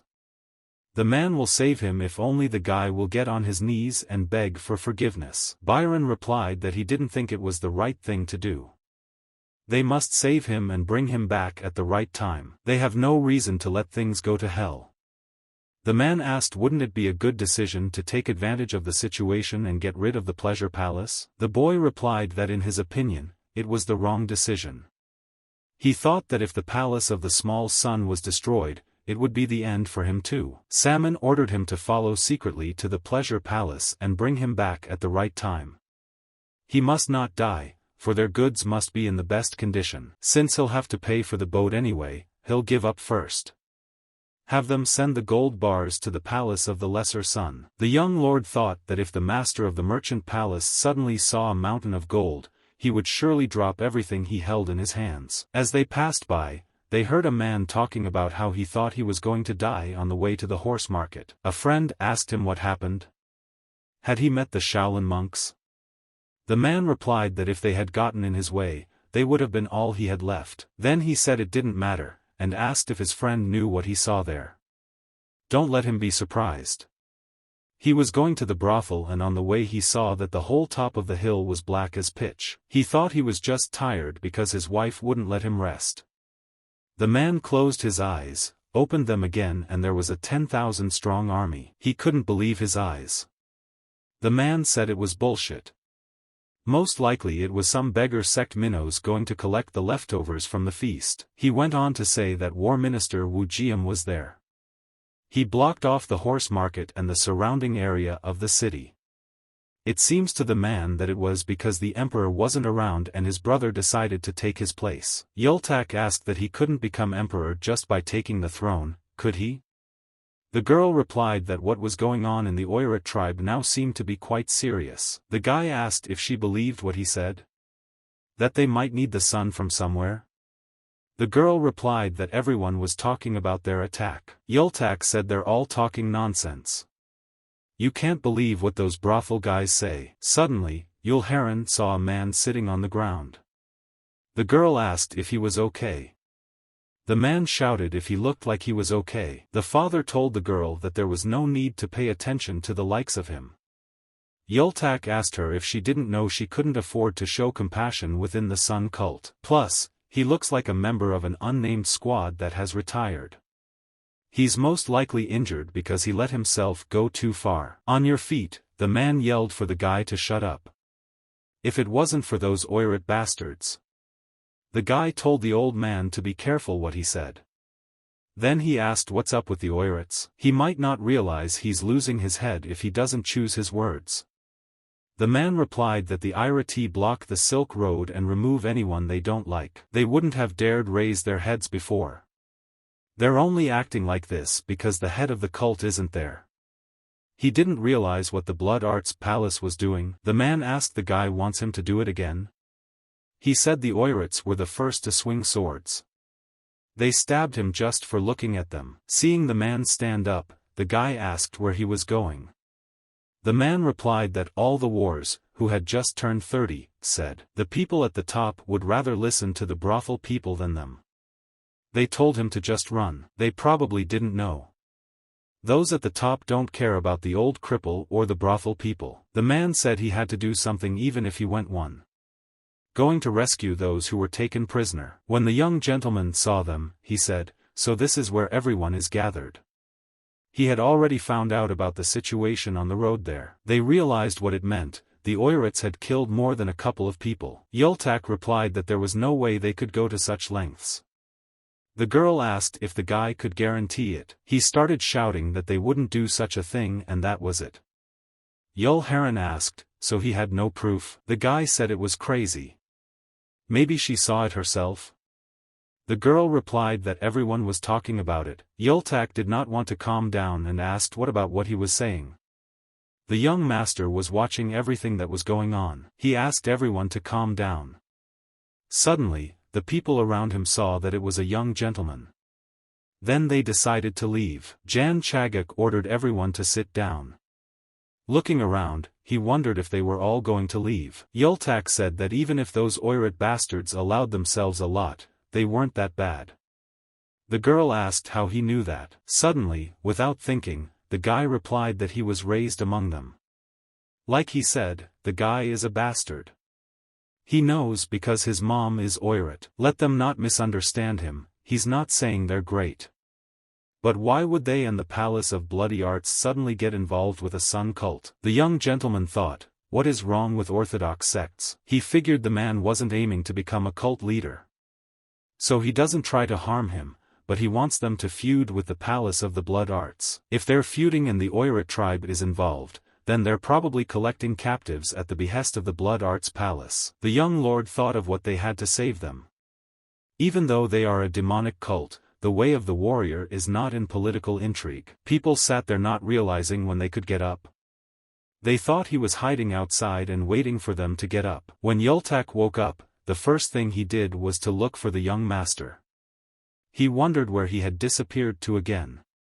Suddenly, he saw a note on the table. When he read it, the guy thought, what the hell is he talking about? Was he really going to go out there alone? At that moment, Yultashik and his daughter came out of the room. The girl asked the young master if he was awake yet. The boy replied that he thought the young master had become calmer, but he seemed to be crazy. Holding out a note to the girl, it said that he had left because he had realized a lot of things. Let them return to the small palace of the sun. There would be a barrage of criticism if they didn't return periodically. Yultak didn't know what he was talking about. The guy had the feeling that the gentleman was studying literature, not martial arts. Looking at them, the guy told them that it was no time to admire his letter, their young master was gone. Yultashik told him that he didn't need to worry about Sir. The guy started yelling, is he even worried about him? How can a man say such a thing? Can he guarantee that the gentleman will return safely? Showing the boy the letter again, the man said it was the Lord's order. They go to the small palace of the sun. Watching the man walk in the letter, the guy thought he was what, using a purifying fire? Did the man get all his inner energy back? Is that why he was acting so defiant? As he left the room, Yultashik asked if the guy was coming. He ran after the man and said he was. Looking around, the guy thought similar, those mountains really are huge. Someone could really die searching for a demonic cult. Looking into the distance, he wondered, didn't they say the Oirat tribe was in the northwest of the hot sea? The young gentleman thinks he'll know everything when he gets there. Seeing the strangers, the man asked them to stop, then asked what the man from the Han clan was doing there. The girl pulled out 2 balls and asked her to pass. The men shouted, how dare she? Who does the girl think she is? Tewa replied that if they wanted to live, let them let go of the axe and cover their necks with their hands. Calling her an arrogant bitch, the man yelled for them to grab her. Smirking, in just a couple movements of her swords, the girl dealt with them. Everyone else drew their bows and pointed them in her direction. Suddenly, a voice told them to let them pass. Yuljin ordered Taiwa to raise her head. The girl replied that it was as the Lord wished. Once inside, the man told Yuljin that it had been quite some time. It was the chief of the Oirat tribe, Grandmaster Jason. The guy replied that he was worried that something had happened to them, but they seemed to be fine. In their language, they call him Yensen Taisher. He is the head of many tribes with impressive power comparable to the Tang dynasty and the Northern Plains. The man said Grandmaster, after which he asked the guy, do you think he qualifies for that title? Yuljin replied that to him it sounded like he was going to become Khan. The man replied that nothing was impossible for him now. Yuljin replied that now that they had said what they wanted, they should stop making all that senseless noise. Jason asked if he was talking about the merchant's palace. The guy asked, does that mean he already knows? The man replied that he thinks he should pretend he doesn't know anything. Bowing his head, the boy asked, is this what his father wanted? Instead of an answer, he received counter-questions about whether the lad wielded a bow. The man told what they say, the commander made an ivory bow and used it. Just like this one. As a man in whose veins the blood of Khan flows, does it not seem to him that a man is best suited for this bow? The lad asks him who is best suited for the bow. Jason asked what was the difference between them living far away in the mountains, but with the blood in their veins of the Northern Imperial Liao dynasty, and to them, those who are unable to continue the great Yuan clan? Looking at the boy, he ordered him to go back to his father. With one blow, the guy broke the bow. Yuljin said that if someone is not capable of taking possession of something, he should know when to retreat. They say the Secretary of Defense Military Affairs. He's going to seal off all the entrances to Beijing. By capturing their emperor, the Grandmaster has given them a reason to increase the size of their army. He's going to be Khan of the Northern Plains? Let him do what he wants. The Sun cult will take care of the Central Plains, provided he releases the followers who are being held captive. The boy will tell his father. As for the rudeness they showed today, they will stop there. Watching them leave, the man thought he was a tiger cub who didn't listen to anyone. I guess the guy's having a good time, too, huh? Calling Wanansu to him. The man said he would terrify the world once he became Khan. First, let them use the emperor as an offering. They're going to prison. Yuljin told the girl that he was going back to the palace. Dewa replied that she would escort him. He asked her to sit down, she was still bleeding. Looking at him, the girl said she was fine. The guy asked, is she trying to show everyone where they are? Have her sit down and stop the bleeding. Once she thanked him, he replied that it was a radio favor for the emperor's family. And said he didn't need to be thanked. Transferring crimes, it's a curse and a foolish way to preserve the lineage of the Northern Imperial family. A family that would rather their inferiors take the punishment instead of them. The boy mentally questioned his father, how far would they go?